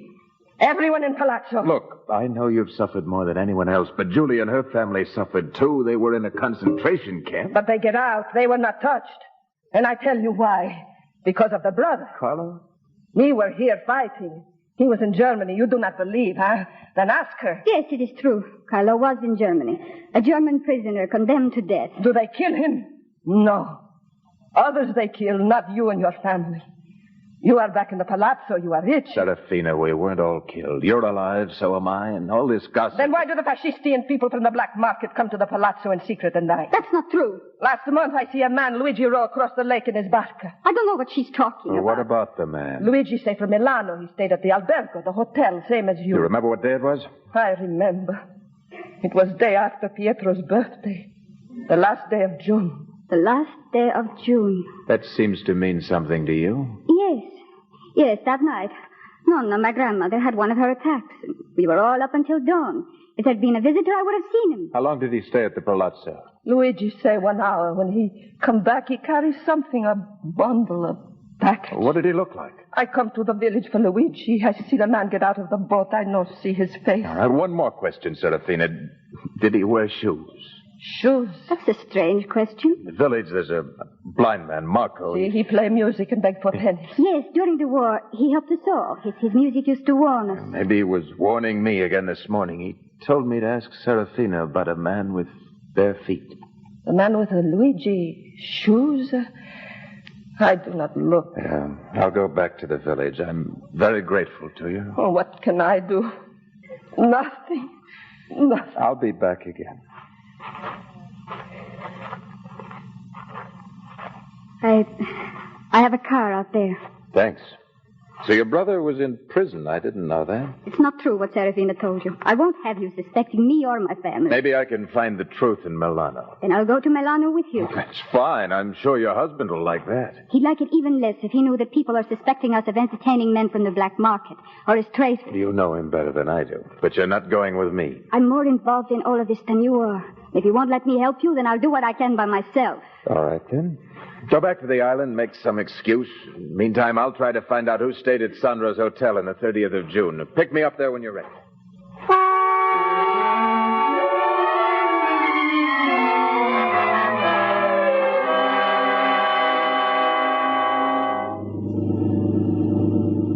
Well, are you ready to tell me? Tell you what? Well, something must have happened. When I went to the hotel to pick you up, Sandro was very upset. He said I'd find you back at Serafina's again. I took you out of your way. I'm sorry. What happened? There was a detective at the hotel. It seems his job was to make sure I didn't leave without him, so I left through the window. That was very foolish of you. Made a purchase from Sandro, too. His guest list of June 30th. 8 or 10 names on it that look promising. Tourists, all from Milano. Webb, have you already made up your mind about us? Is the verdict guilty? I haven't taken a ballot yet. Serafina has. Sure. Serafina doesn't make sense. She doesn't know you. Thank you. What are you smiling at? Oh, I was just thinking how much like old times this is. You'd better talk about the weather, Baronessa, and get us to Milano.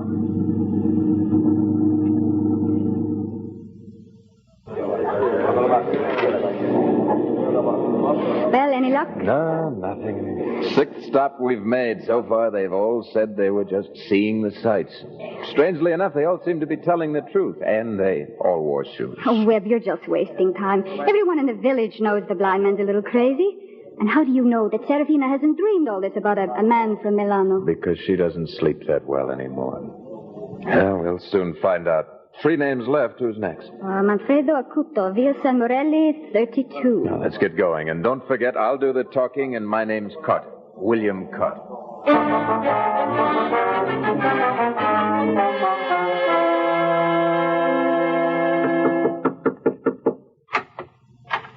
Sì, Presidente?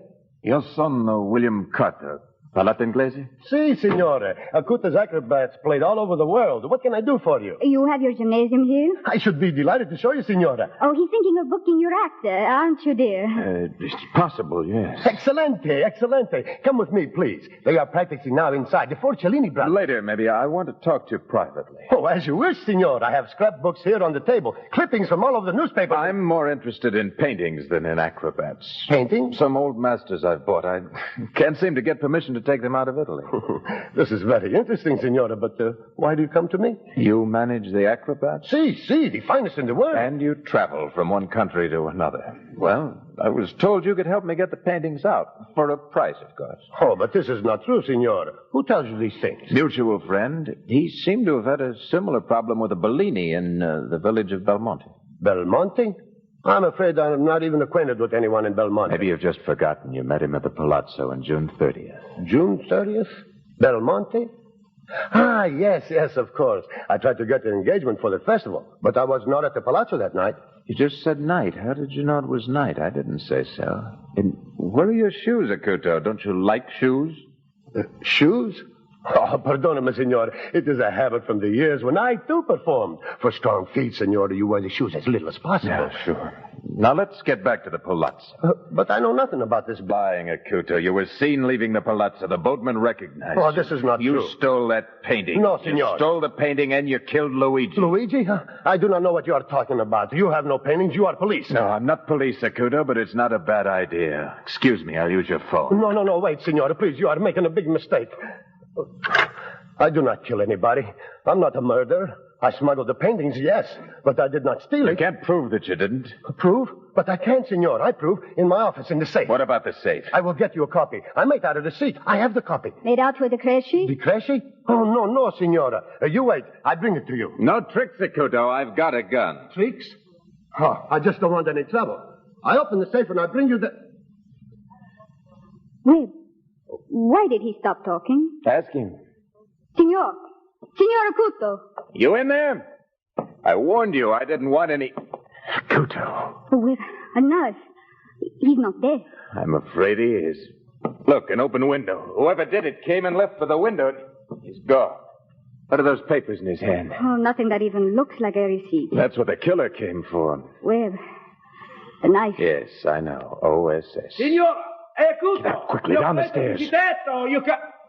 Che cosa succede? È un revolvere. Nelle mote. Nico, Matteo, Acuto, io cesto. L'ho rubato l'assassino,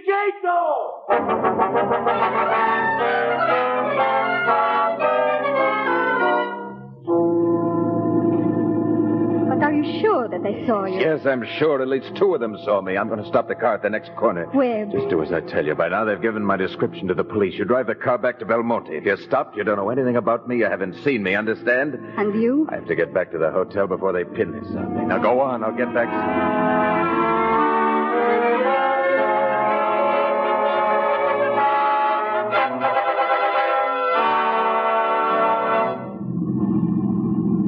You've been very quiet, baby. You have deep thoughts, maybe? A few. I still don't understand it, Lenati. Of all the people in Milano, you should just happen to be driving by and just happen to see me. Told you I was going to Milano to find a lawyer. What were you doing in the city? Looking up some people. Any luck? A little. And when we get back, then what? I want to take a look at our old hiding place in the Palazzo cellar. For what, baby? A long time ago, I left some OSS knives there. They're gone now, along with the paintings. So they tell me. But if the rest of the paintings are still there, then someone's lying right down the line. Someone is lying. But who? You guess, Lenati. I'll wait and see.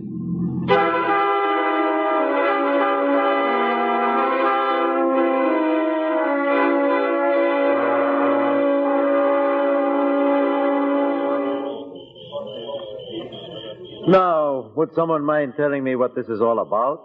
Police officers, guns, flashlights? Baron de Griff, you will forgive us, please. We see you here at the lake. We did not recognize you in the dark. I was about to drive the launch back to the island, but if something is wrong... Signore, allow me. The Barone de Greffi, this is Lieutenant Cristoldi of the Milano Police, and Signore Simmons from the American Consulate in Milano. Barone. We're looking for a compatriot of mine, Barone, who seems to have gotten into trouble. A compatriot? Not Signor Carey. Yes. You have heard of the death of the boatman, Luigi? A tragedy, Commissioner. So, we placed Signore Carey under surveillance. It was as much for his own protection. So? He disappeared. Lieutenant Cristoldi can tell you the rest. This afternoon, Signore, in Milano, a man named Acuto is murdered. A man named Cellini telephoned the police. He claimed that Signor Acuto had 2 strangers in his office, a man and a woman.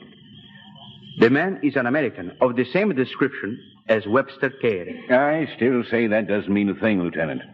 If Webster Carey was planning anything as monstrous as this, it's highly unlikely he would have called on me first. He called on you? Yes, at the consulate a few days ago. He wanted some information regarding the export of painting. Forgive me, Signore, but I still don't understand why you think that he We have 2 excellent reasons for wanting him, Barone. 1, because he has disappeared. And 2, because shortly after the murder of Signor Acuto, I received a telephone call.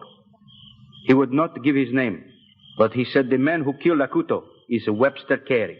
Your mysterious informant easily could be the murderer himself, trying to throw you off the track. You can be sure, Signore. There will be no arrest without definite proof and evidence.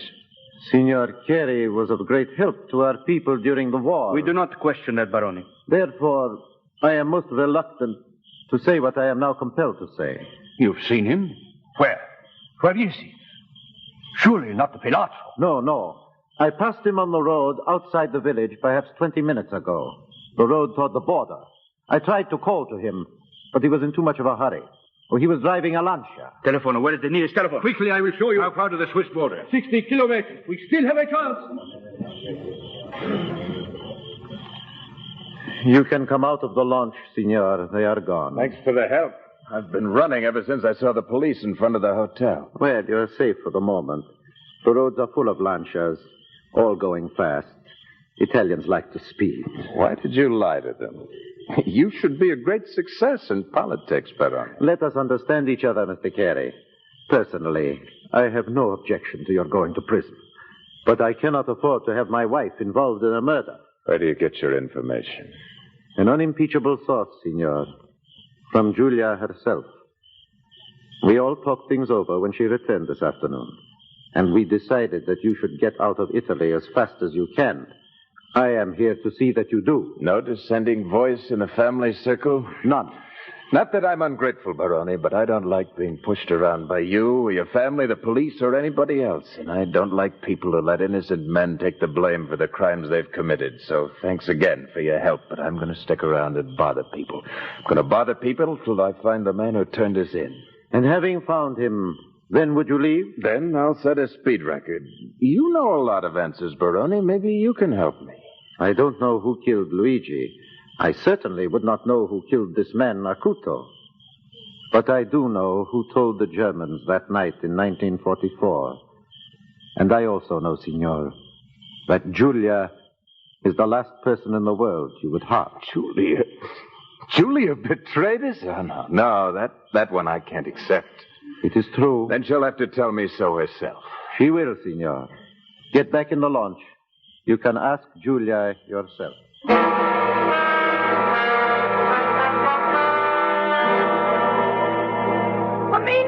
Mamina! Pietro!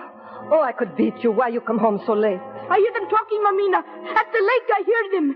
The Baron and the American. The one who was here. Talking? The Baron told them, Mamina, the name of the traitor. The Baronessa. Julia betrayed to the Germans. Pietro, if you lie. As I'm the son of my father, Mario, I swear it. Julia. The Baron said so. Come. We go to the village. The police? To the partisans. Those who are left. Then we cross the lake and kill the traitor.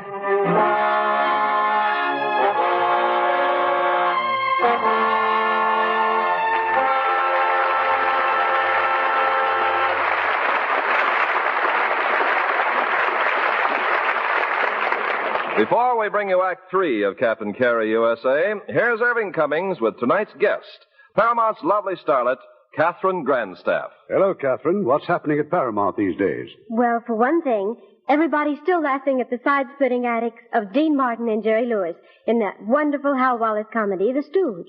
That's a very funny picture which, besides Dean and Jerry, stars Marion Marshall, Eddie Mayhoff, and Polly Bergen. I understand that besides their usual hilarious routines, Dean and Jerry have some moments of very serious drama. That's right. It's a great story of the happiness and heartbreaks of show business. Of course, Dean sings several hit songs in his customary smooth manner. And not to be outdone, Jerry, too, sings several songs in his not-so-smooth manner. Well, besides music and laughs, I know the Stooge has plenty of glamour with two such lovely stars as Marion Marshall and Polly Bergen. They're both devoted Lux girls. Well, I'm a Lux girl, too, Mr. Cummings. I love the way Lux soap facials leave my skin feeling so soft. Yes, Catherine, Hollywood's most glamorous stars agree on this. Daily Lux Soap Care works wonders for the complexion. It's the gentle toning action in Lux Care that gives skin new softness, freshness. So try it, girls. Lux Care works so quickly, you'll have lovelier skin with just one cake of Lux. Now, that's a guarantee for any normal skin from Lever Brothers Company. And Lux facials are so easy, Mr. Carpenter. You just cream in the rich lather, rinse warm, splash cold, and it's a joy to see how your skin sparkles. Tomorrow, girls, get Lux Toilet Soap for your skin. Remember, 9 out of 10 screen stars use Lux. You'll see Hollywood's favorite beauty care will make your skin smoother, too. We pause now for station identification. This is the CBS Radio Network. And KNX, Columbia Square, Los Angeles.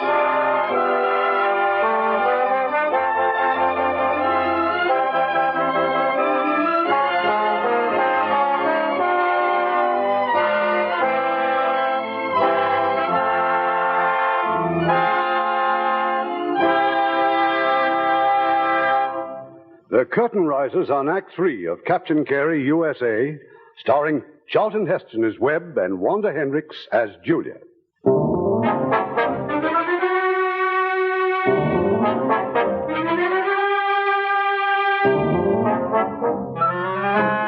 In the village of Belmonte, an angry crowd gathered in the plaza. Serafina has told them the name of the traitor. Meanwhile, Webb and the Baron have returned to the palazzo. You remember Carlo, Mr. Carey, Julia's brother. Good evening, Signore. Good evening. Your sister, where is she? I will tell Julia that you're here. Carlo, where's Giovanni? I'm not sure where he is. If you should see him, tell him to put the launch in the boathouse. Now, get a drink for Mr. Carey. Won't you sit down? Thanks. Water or soda, Mr. Carey? Doesn't matter, whatever's handy. Carlo, who's Giovanni? He's a valet, Signor. My brother-in-law's servant. Now, if you excuse me, I'll get you a drink. Where is she, Giovanni, the Baronessa? Upstairs with the old woman. You want her? I'll get her myself. Go down to the cellar, Giovanni. Cellar? Carlo just told me to put the launch away. And I tell you to go down to the cellar. Carlo said you came back with Americano. Then you know what has to be done. There will be no trouble, Signor. I'll come down with him later. Carlo, something wrong? No. Your grandmother? The Contessa's not ill again. I told you, it's nothing. It's very obvious. Why don't you get it off your chest? This much I can tell you. They will be here any moment. Just do whatever Julia asks you to do. You'll have to tell me more than that. I cannot. I will not. Besides, it's too late. Good evening, Mr. Carey. Contessa? We will talk in here, Julia. Good evening. We can forget the amenities, Julia.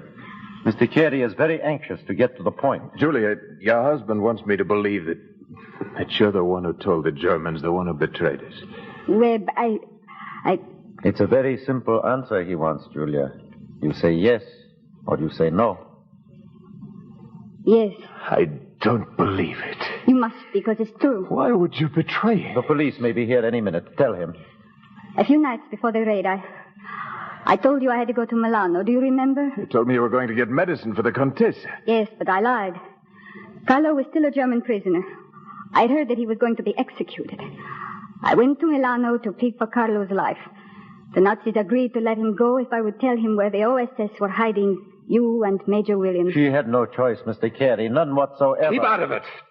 Go on, Julia. Go on. What more do you have to know, Mr. Carey? There is nothing else. Do what you think is right, but go away, I beg of you. Go away. If you'll allow me, Mr. Carey, there is one more particular.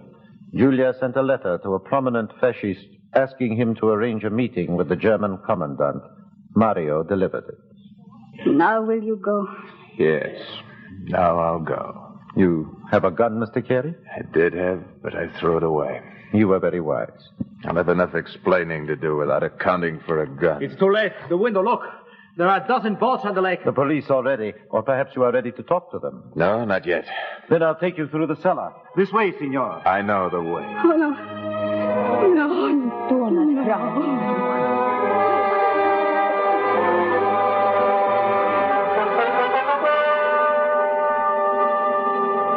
The light is rather dim down here. Be careful, Mr. Carey. This place has a lot of memories, Barone. If you keep walking down the passage, we'll get out through the greenhouse. I have another boat on the other side of the island. Wait a minute, that door. Yes? That's where they killed him, Major Williams, right at the door where we'd found the paintings. We'd better hurry. I'd like to go in and take another look. I wouldn't waste any time, Mr. Carey. It'll only be a minute. Delay may be fatal. This is where I spent 6 months of my life. I'd like to refresh my memory. Is there a candle in here? I believe so. Come in, Barone. I thought you said this room was empty.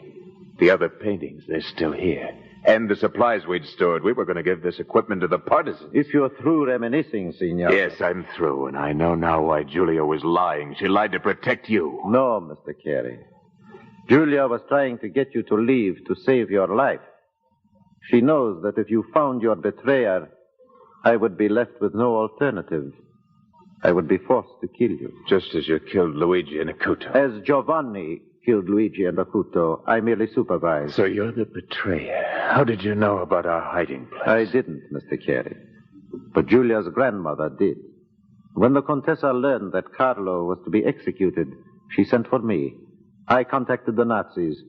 The arrangements were simple. A single letter innocently delivered by Mario, trading your hiding place for Carlo's life. You see, he is the last of the depression. You smuggled out that painting of the island? It was very helpful in financing my career. Naturally, I cannot let my illegal sale of paintings and my former connection with the Nazis become known. It would mean the end of everything. I'm sure you can understand my position. Giovanni, He will not leave here, Baron.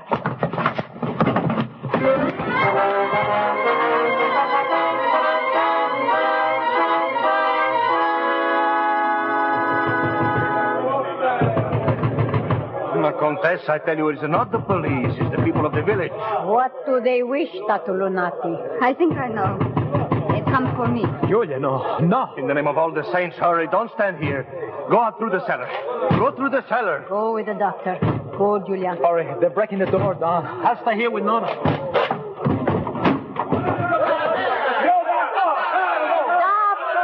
Stop! I command you to stop. You disgrace the dead. They ask you for justice, not for revenge. I tell you that Julia is not guilty of this thing. Her own husband say it. Get out of the way. Search the house. She must be here.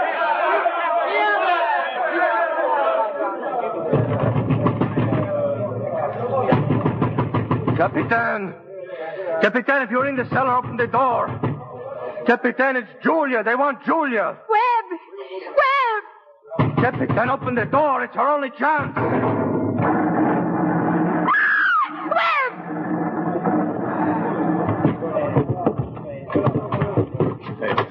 Forgot Baron and Giovanni. Grenades, Julia. The hand grenades. They were still there where we'd left them. Webb!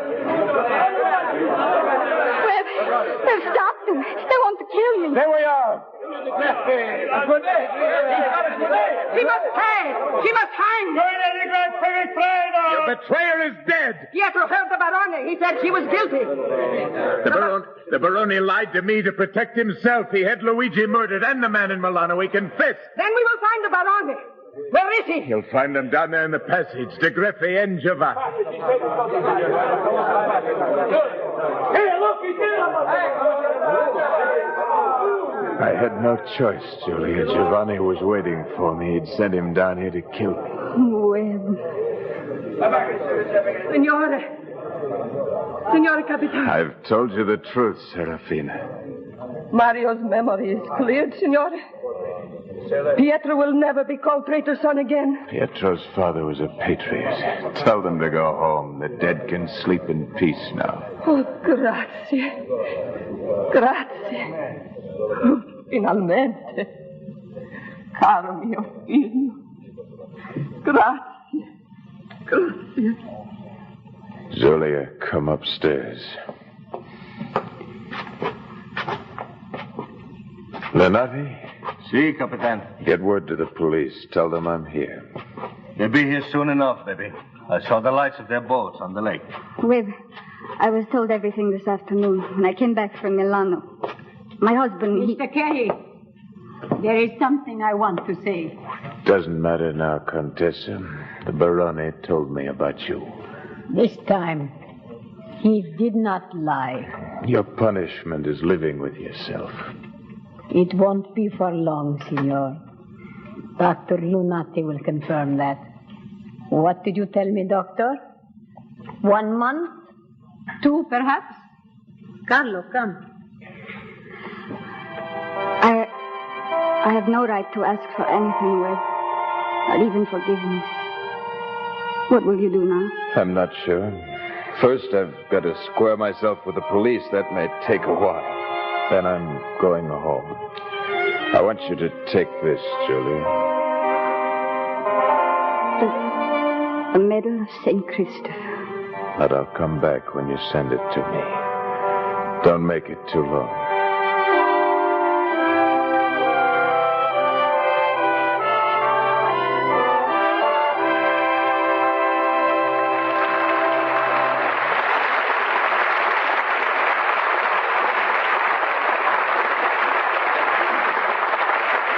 In a moment, our stars will return. But now here is Ken Carpenter. Chlorodent toothpaste does more to give you a clean, fresh mouth than any other dentifrice. And now, here is proof that Chlorodent gives you a healthier mouth, too. In the interest of child health, Chlorodent was tested under the supervision of dentists at Father Flanagan's famous Boys Town. In this research, Chlorodent and a fine white toothpaste were used regularly by different groups of youngsters. And in just 60 days, dentists found that 3/4 of the boys using Chlorodent showed dramatic improvement in mouth health. Chlorodent was proved twice as effective as the fine white toothpaste for quickly reducing acute gingivitis, a common mouth ailment. And that's another reason why Lever Brothers Company unconditionally guarantees that Chlorodent does more for you than any other toothpaste, white, ammoniated, or chlorophyll, to give you a clean, fresh, healthy mouth. Make sure you get the toothpaste used in this Boys Town research, Chlorodent. Here's Mr. Cummings with our stars. And for two excellent performances, we'd like them to step forward for a curtain call. Charlton Heston and Wanda Hendricks.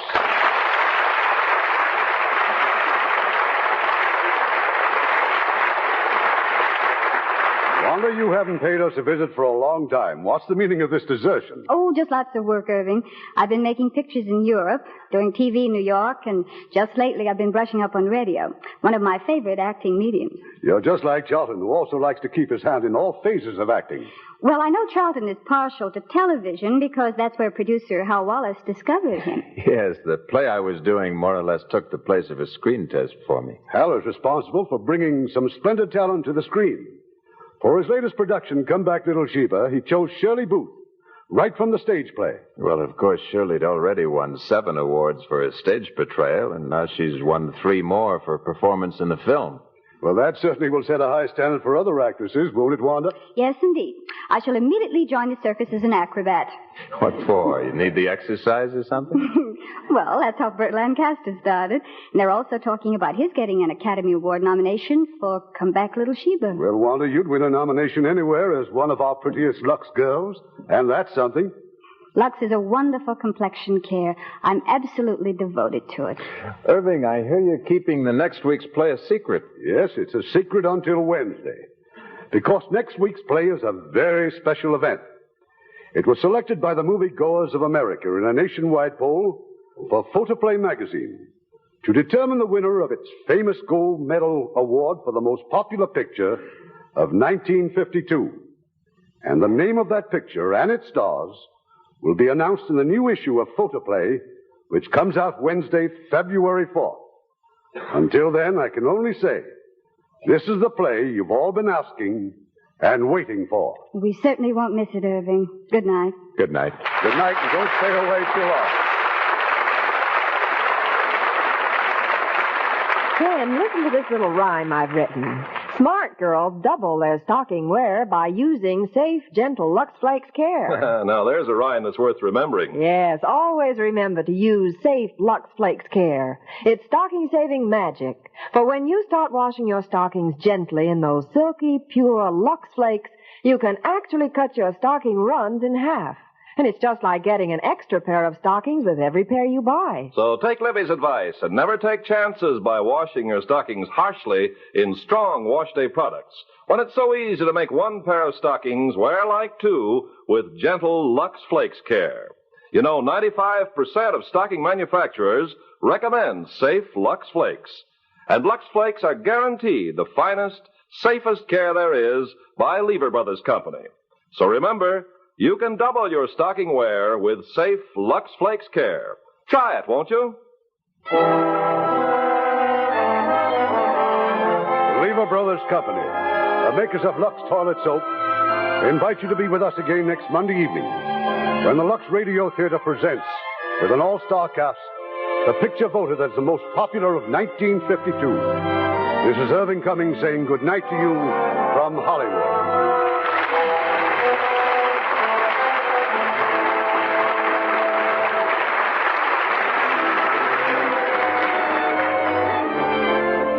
Our cast tonight were Angela Clark as Serafina, Jeanette Nolan as the Countess, Edgar Barrier as Greffy, Lawrence Dobkin as Lunati, Jay Novello as Sandro, Nestor Paiva as Luigi, Tony Barrett as Carlo, Bill Justine as Akuto, and Herb Butterfield, William Johnstone, Jack Crucian, David Duval, Sharon Douglas, Bob Bentz, and Eddie Marr. Our radio play was adapted by S.H. Barnett, and our music was written and directed by Rudy Schrager. And now, let's listen to a familiar voice.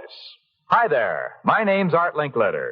You know, every day I get letters from ladies who have switched to New Surf. And they all agree it's a big help with wash day chores. And it is.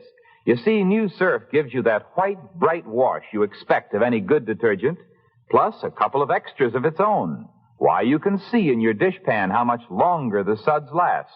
A cupful of Surf goes further. And with those same lasting suds in your washing machine, New Surf leaves your clothes smelling fresh air sweet, clean, clear through. I think you're going to like New Surf. Try it. And if you don't agree, send the box top to Lever Brothers, New York, and they'll refund your money. But I feel sure when you see how long the suds last and smell the sweet freshness of your clean Surf wash, you'll say, I'll take Surf every time. That's S-U-R-F, Surf, the new improved detergent on your grocer's shelf right now. Lever Brothers Company unconditionally guarantees the quality and performance of Lux Toilet Soap, Lux Flakes, Florident Toothpaste, and Surf, or your money refunded. This is your announcer, Ken Carpenter, reminding you to join us again next Monday night to hear America's most popular picture of 1952 as chosen by Photoplay magazine.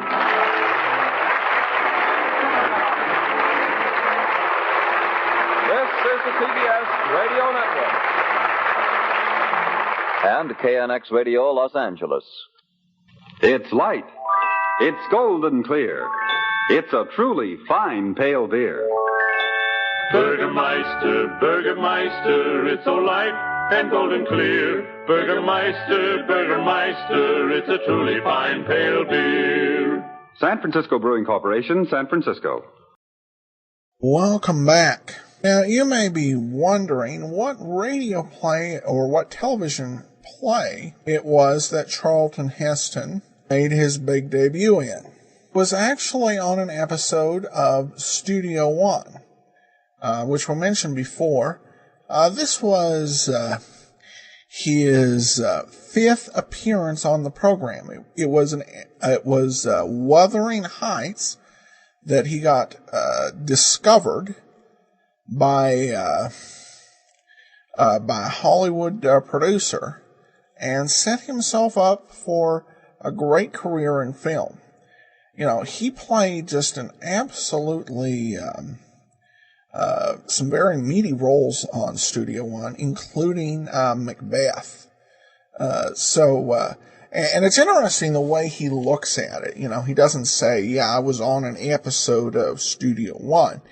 He views it as a play, and if you ever get into watching, particularly the early episodes of Studio One and some of the other live anthologies, they really were plays done on television with that same sort of theatric atmosphere. Overall, I like the movie. I really loved Heston's voice in this. I've seen the Alan Ladd version, which, in some of the online reviews has been kind of skewered, but I didn't see a whole lot wrong with it. But I love Charlton Heston. Just fantastic role, fantastic voice. By the way, since we're not going to be playing next week's episode because it has nothing to do with detective fiction, I should let you know what that most favorite movie of 1952 was. It was a film called With a Song in My Heart, which looks like actually a pretty nice musical. And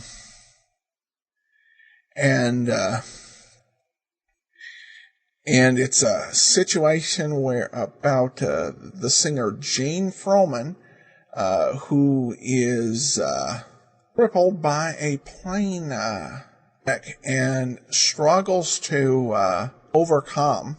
Film won a Golden Globe and a Best Actress Award for the star Susan Hayward, who would also star in the Lux Radio Theater version. All right, well, that will do it for today. Thank you so much.